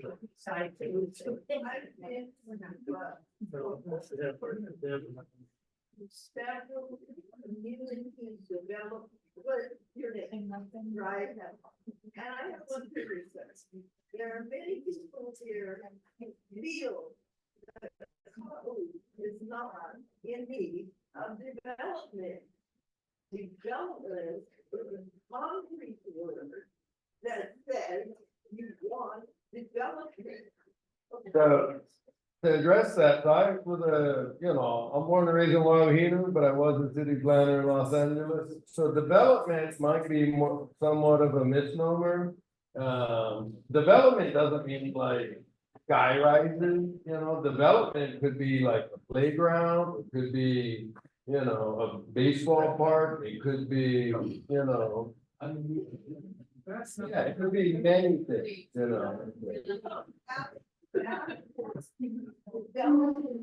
Most people here don't have any of that.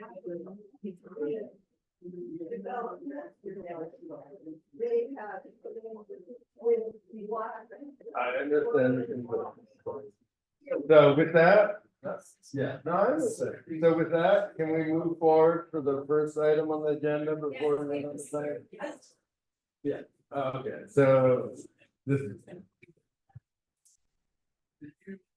No, I didn't, it's a lot of forms, no, I'm not here for testimony. So basically what he's saying is, we didn't even know what this meeting was about, and if we did, all the people that talked beforehand in the testimony would probably have testified within whatever you guys are trying to discuss at the end. So instead of coming up here and like kind of laughing in our faces about what we do and do not understand, whatever you just discussed right now is what should have happened beforehand, because waste time. So real estate is a manipulation game, and that is what's happening. So if you could have been just been honest, transparent, if you are for this community, you need to be more transparent. Be a people person, because it's within a community, it's people, not real estate, not development. It's people. So please, maybe if we would have known, we would have been more prepared. Mahalo.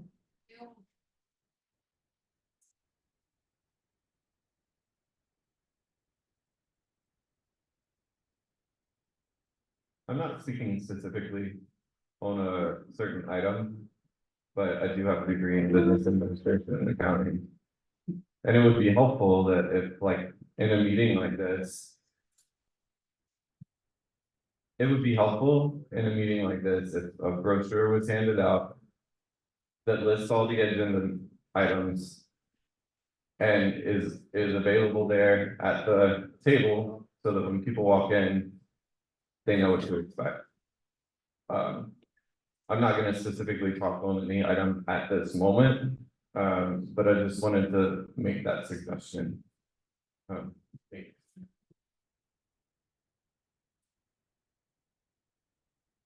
All right, with that, can we move forward to the first agenda item? You do. You guys can use the mic on the table. Public testimony on this agenda item. Use the mics. Otherwise. Oh. So just have the mic around it, and you guys gotta meet, but pass the mic so people can hear the placements. No, those aren't mics. Yeah, that's for the Zoom. You do still. What time is it? 6:56? Yeah, you got 6 minutes and you do still need to call public testimony for this item. All right, so the time, is this on? The time is 6:56 PM. The committee will now move on to business item number 1. Testimony to the Windward Planning Commission regarding the Black Sands Beach LLC SMA application. Discussion and decision making on submitting testimony to the Windward Planning Commission. Is there anyone who would like to provide testimony on this item who has not already done so? If yes, you have 3 minutes. If there is no public testimony for this item, yeah, it will be closed. Do we have, and make sure again, if you are speaking, please fill out the form.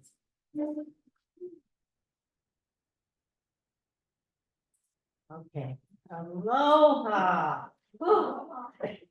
I am Angel Promise, a volunteer with Hawaii Island Hospital Project, and I'm speaking on behalf of myself. And first of all, thank you for the volunteer time and dedication to the Kaʻū Community Development Plan. Please allow me to quote from the plan, section 4.2, protect the coast from development. Objective 3, protect, restore, and enhance ecosystems. Policy 25, protect and conserve forests and coastal areas with native wildlife, natural ecosystems, and wilderness. Policy 26, encourage those developments that are not coastal dependent to locate in inland areas. The Honolulu Village Plan's proposed village restoration indicate an open market, public restrooms, fish market, and food restaurant. Restoration of the old restaurant and museum site. All these new and restored activities are very close to the predominant coastal turtle nesting habitat around the lifeguard stations. All these buildings and activities are not coastal dependent. You don't need a restaurant next to the ocean. Abiding by policy 26, please do not support these buildings and activities to be in the coastal area. Now, my specialty is turtles, and I have great respect for so many people, and I've gotten to know you over the years, meeting you at the beach and other places. So I'm gonna be really fast with turtle talk.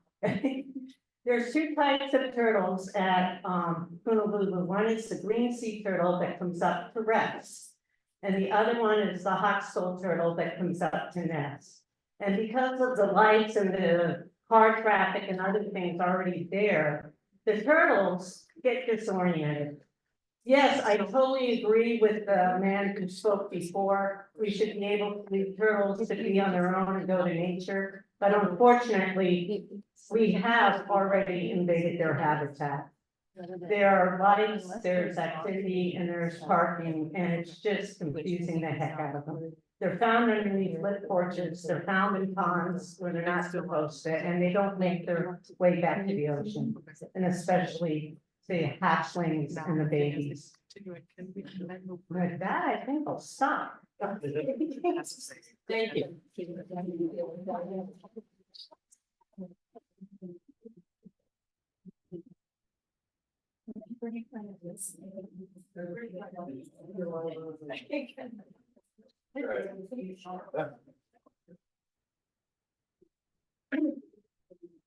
It would be best to just end the meeting now.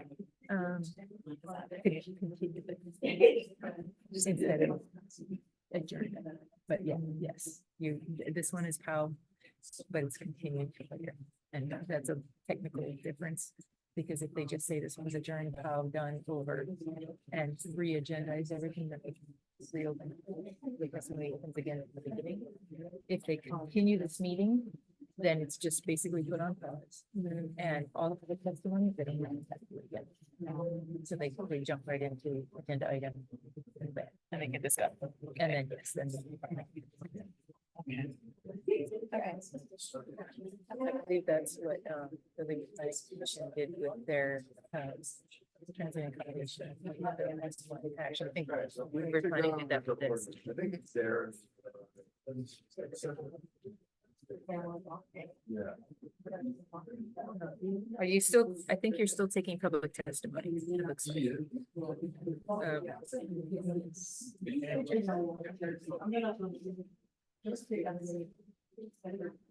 Okay, thank you, everybody that's still here. I'm just gonna give a little update. Since we're coming up, since we're at 7 o'clock now. It looks like we're gonna have to continue this meeting so the committee can actually get to the business items. Before we do that, we're gonna take the last bit of public testimony. And just so you guys know, procedure wise, we've done public testimony today. When we come up to our next meeting and we have this agenda item again, public testimony will be closed. So we're gonna take and hear the testimony now. That way at our next meeting, we can get right into the business item and the committee can do their deliberations.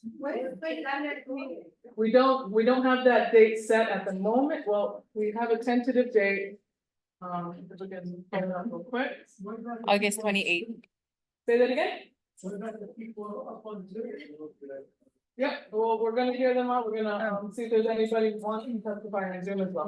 Miriam, you can also pause public testimony and reopen. And if Everybody it that's signed up can testify next. If it gets too late, we will pause public testimony, and then those that have signed up will be able to complete their testimony at the next meeting, but it will be those individuals.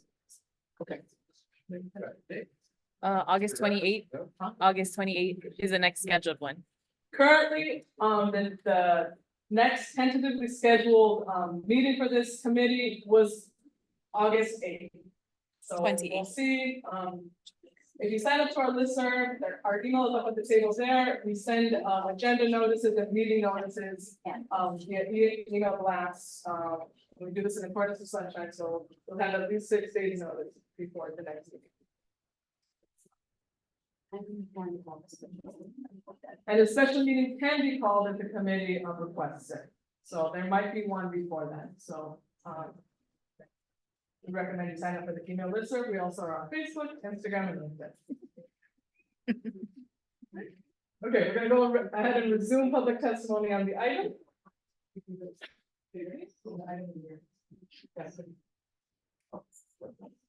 Yeah, hello, my name is Bob Graham.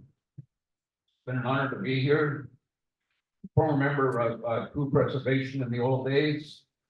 Used to be a teacher there at Kaʻū High. When I first came to town in about 1990, I ran across Gable on the steps of the theater down there. And it was a memorable experience because it was during the time that Abel had the bumper stickers, "No rockets in Kaʻū." And I'm thinking, what the hell? What in the world's going on? And Abel says, yeah, I'm a protester here and I think they want to send me up to Mars. So then I'm thinking of the ethical situation being a teacher and my experiences here for a number of years. Involved with Kaʻū preservation and Haley and Kaʻū, they were really an inspiration to say the least. With Uncle Earl as well. Down at Punaluu, we spent many days down there. Enjoyable times. While we were down there, the Carroll House was in the process of being built, and they were wondering what in the world is going on over there. No one knew in the community what's happening because it got diverted with a law firm called Carl Smith Ball. And in the process, everything got diverted over to Wahoo with DLNR. So Kaʻū, Earl, and myself made the journey over to DLNR when Mary Carroll and the husband were told not to grub, and they grubbed anyway. We did a deposition with the D9 operator that took 6 days. With EVs coming up right and left, he says, I got the EV-GVs and got to get out of here. So we presented this to DLNR, and DLNR, with on their board over there in Oahu, gentleman from Maui, a Filipino, not an Hawaiian. There weren't any Hawaiians on that board at that time. He said, well, let's give them a fine of $5,400. $5,400 when she did this water tank that's like 20 feet long into the ground with EVs coming up right and left. Look where the burials of Hawaiian women, many Hawaiian women. Then after that, another experience was the Catholic Church on Kaʻū Road, going towards Discovery Harbor. Father Damien appeared there before the earthquake hit in 1868. Catholic diocese gave that to Main Street and in Nalehu for approximately $10,000 to $15,000. Then they paid up to the church over the burials at that time as well. Then, now that church they bought for $10,000 to $15,000 is up for now $165,000 or $68,000 when it was a nonprofit organization. Then also living in Discovery Harbor, there's a hay house that's been desecrated. Even though the documentation might not have been there in 1898, it was still a hay house. It's on the map. I've taken pictures of it. Haley says, I know the name of that, hey Al, we were working against the Punaloo development with Group 70 in 2005. And Haley says, what the hell is wrong with those Howleys over there destroying a hay out in a burial cave? This was brought to the attention of our local Hawaiian Bernie Walsh and to Ron Whitmore also at that time. And nothing seemed to be done. Now, Punaloo needs to be safe. It definitely needs to be safe for a number of reasons. And if it isn't safe, it's a total disgrace. When we fought in 2005 against Group 70 that had millions of dollars behind them, they're the ones that did the Manelli Bay over on Lanai. The vote with the county council was 5-4. And the way I look at things right now, who knows with Zindo Kern and our mayor, what direction they're going. I'm perplexed. I came here to this beautiful Kaʻū to live. I've lived in a lot of beautiful places, but I live here permanently. I love this area, and I mean to stay. Thank you so much, good people.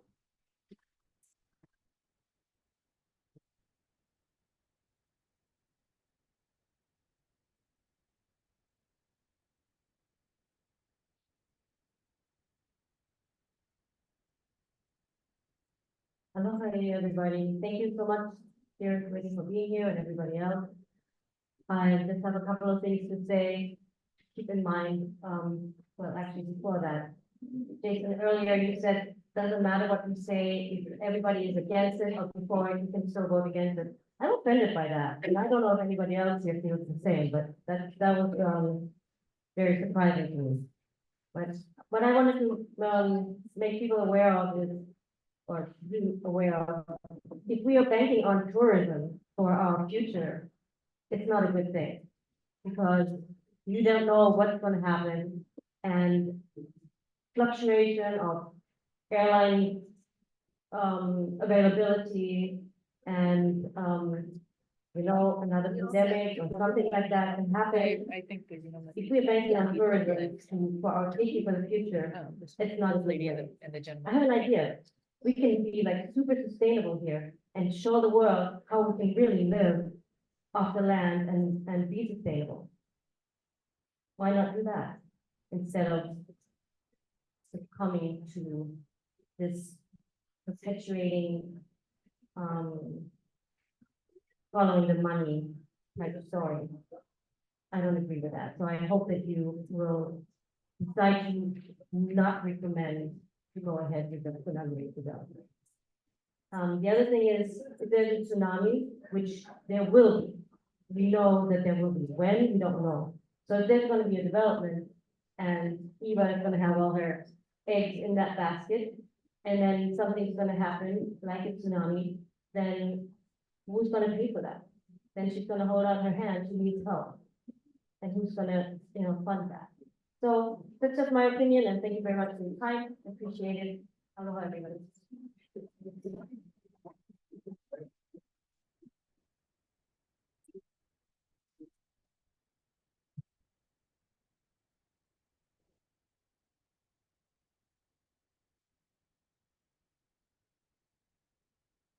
Hello, my name is Saul Johnson Kirazama. I'm testifying on item number 1. I'm a former resident of Honolulu as well as Minola, and I currently reside in Ahupua'a, Waiomata. I confess I did not come here tonight intending to testify. I did make the decision to put in a paper just in case I was going to, but after listening to it all, I gotta say, I trust you guys are here because you believe what you're doing is right. I went to high school with you, Jason, I've seen you guys, I know you're respected people in your communities, and really, it's really why you come here, right? It's why you volunteer your time. But I gotta say, I feel you kind of had your opportunity to testify. It was right there with all the lefts and Hilo. You could have come, you could have made that check. And right now, I'm really struck with this feeling of, like, why now? Why is it like, why do you feel the CDP Action Committee maybe has more of a voice in this than you yourselves? You are all Kaʻū residents, you all have a place here in Kaʻū. you all have your own voice to bring to that. And so it really just comes back to, apologize if you disagree with me, but.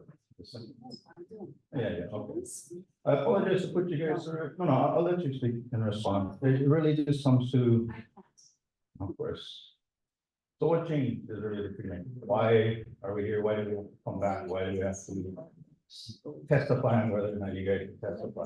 Why do we have to be rushed through giving our testimony so you could possibly get your testimony in on time? I'm kind of left in this place of feeling like maybe it's better if it goes to a second meeting. Maybe it's better if that testimony doesn't go through because you guys had your chances, it was right there with us over the last couple of months. And to finish on, I really just want to say that, I understand where you're coming from, Jason. You're trying to set expectations. You're trying to make us believe that like, whatever's said here, it may not go the way we want. But the truth really comes back to like, we gotta believe that you guys are here listening to us, because you guys aren't like thinking and overhearing. Just, like, I don't know, why are we here? We might have to see some other things. Because it's really. Thank you guys for your time. I really appreciate letting me be here. And, yeah. Small. Oh,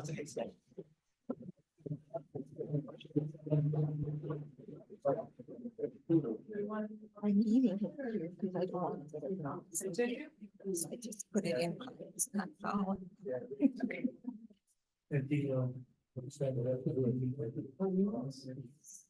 No, we can see you. If we do a continue, then we still can't explain.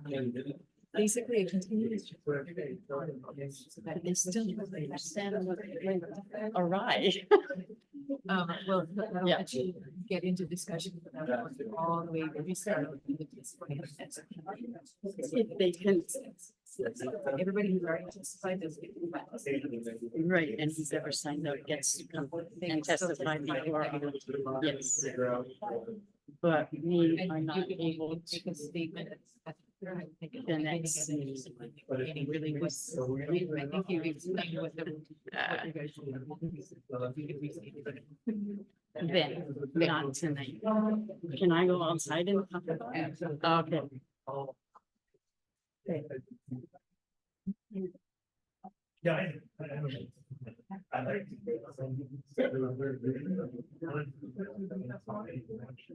Yeah, I have one person. Okay. You have Brian Hanoa. Right now, we're gonna take testimony from those that have been waiting patiently on Zoom. One eye there. Call first then. Carl, if you want I hear it, I was 4:45. Wanted to be on the first person signing up. And so, speakers, I think, Surprised, we waited since a half hour. Yellow paper that we have to sign. We have your, you wanna. No, I was waiting for. Not rushing to pull it. Have to go back. We wanna. We wanted to try to get all the public testimony tonight. So that we can next meeting, you can just. Why don't fall in I saw your name there. I don't know what happened with the, I didn't make the picture, so I don't know what happened.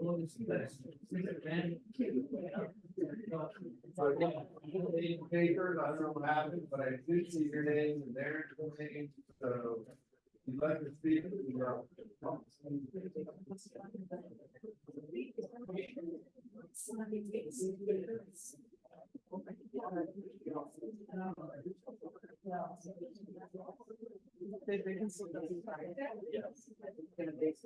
So I'd like to clarify to everybody that's still on that, if you filled out one of those comment forms and you were not able to testify tonight, you can still testify when we continue this meeting. This meeting is not ending, it is being continued. Written testimony, if you already filled out that comment form, can also be submitted to our email, that is cdp@hawaiicounty.gov. We have some testifiers on Zoom, but I'm hearing from the committee that they'd like to continue the meeting already. But, Do a vote? Yeah.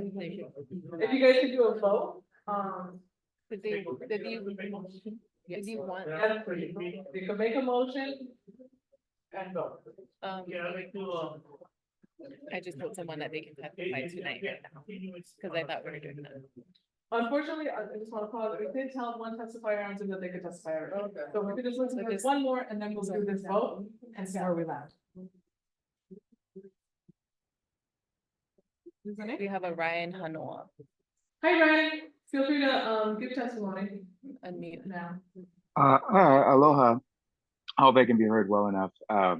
Thank you very much. I was testifying because I wanted to give some input about our family. I've been looking through newspapers and I found a Hanoa that was pulled out to sea in 1868 in Nole.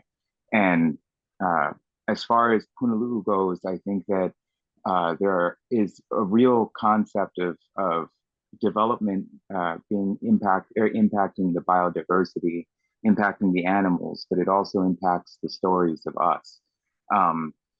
There's been testimony about my Auntie Pele and Auntie Keola and about the Heiaus, but I think there's also parts of it where these places, much of it hasn't really been well documented from a historical standpoint, and that I don't think that Kaʻū is in a place where we can just start putting things up and start building very large projects, because there's so many small stories that haven't been told yet. I've never heard about that family member in my family. We've never talked about those things, but I also have a feeling that maybe I have heard of them when they talk about one of us who was lost to sea and how he became a shark and all these magical things. But I know that every other family in Kaʻū has stories like that, and there are places that are special to those stories. And Punaluu there's got to be a lot of stories that surround that area, and we need to make sure that these places are preserved, so that one day when one of their families is digging through the archives and finds a story like the 1868 story, that they can start linking those to the mo'olelo that was passed down in our family in the Mele's.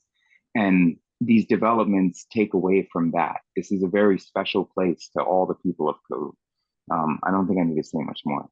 Thank you. All right. Okay, now the committee can go ahead on the vote. So I'd like to make a motion. Yeah, I'd like to make a motion for continuance of the meeting.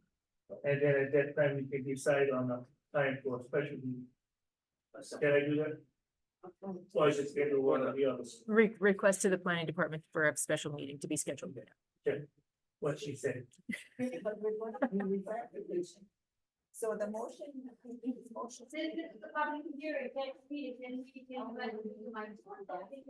Right now, they're deliberating on what the motion will be. Once the motion is said, I'll repeat it out verbatim. No, this is, right now, they're deciding, if they're gonna continue. with it. No additional public.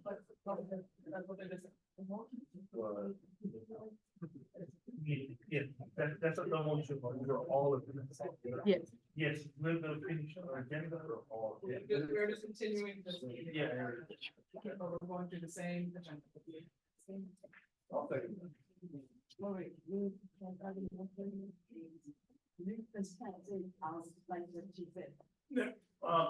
So I'd like to make a motion to continue this meeting at a special meeting.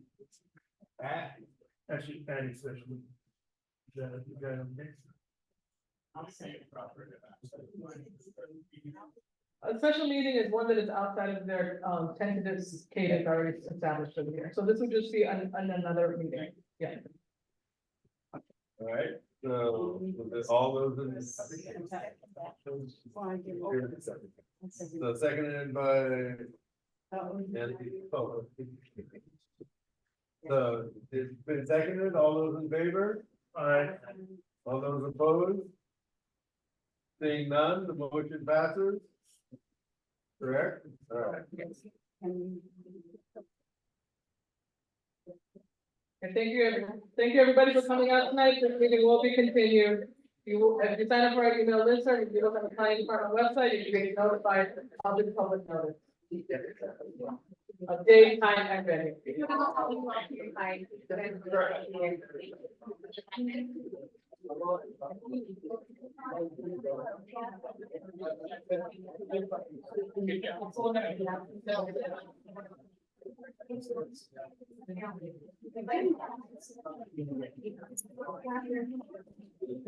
you talk right now about when that next meeting will be? Yeah, right, yes, so you can do scheduling stuff. So I think.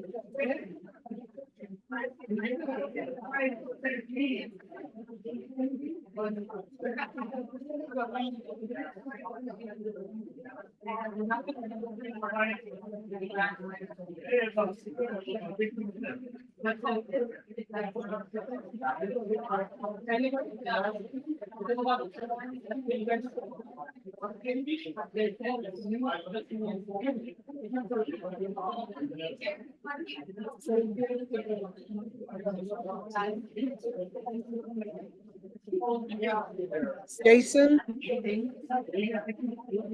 Jason?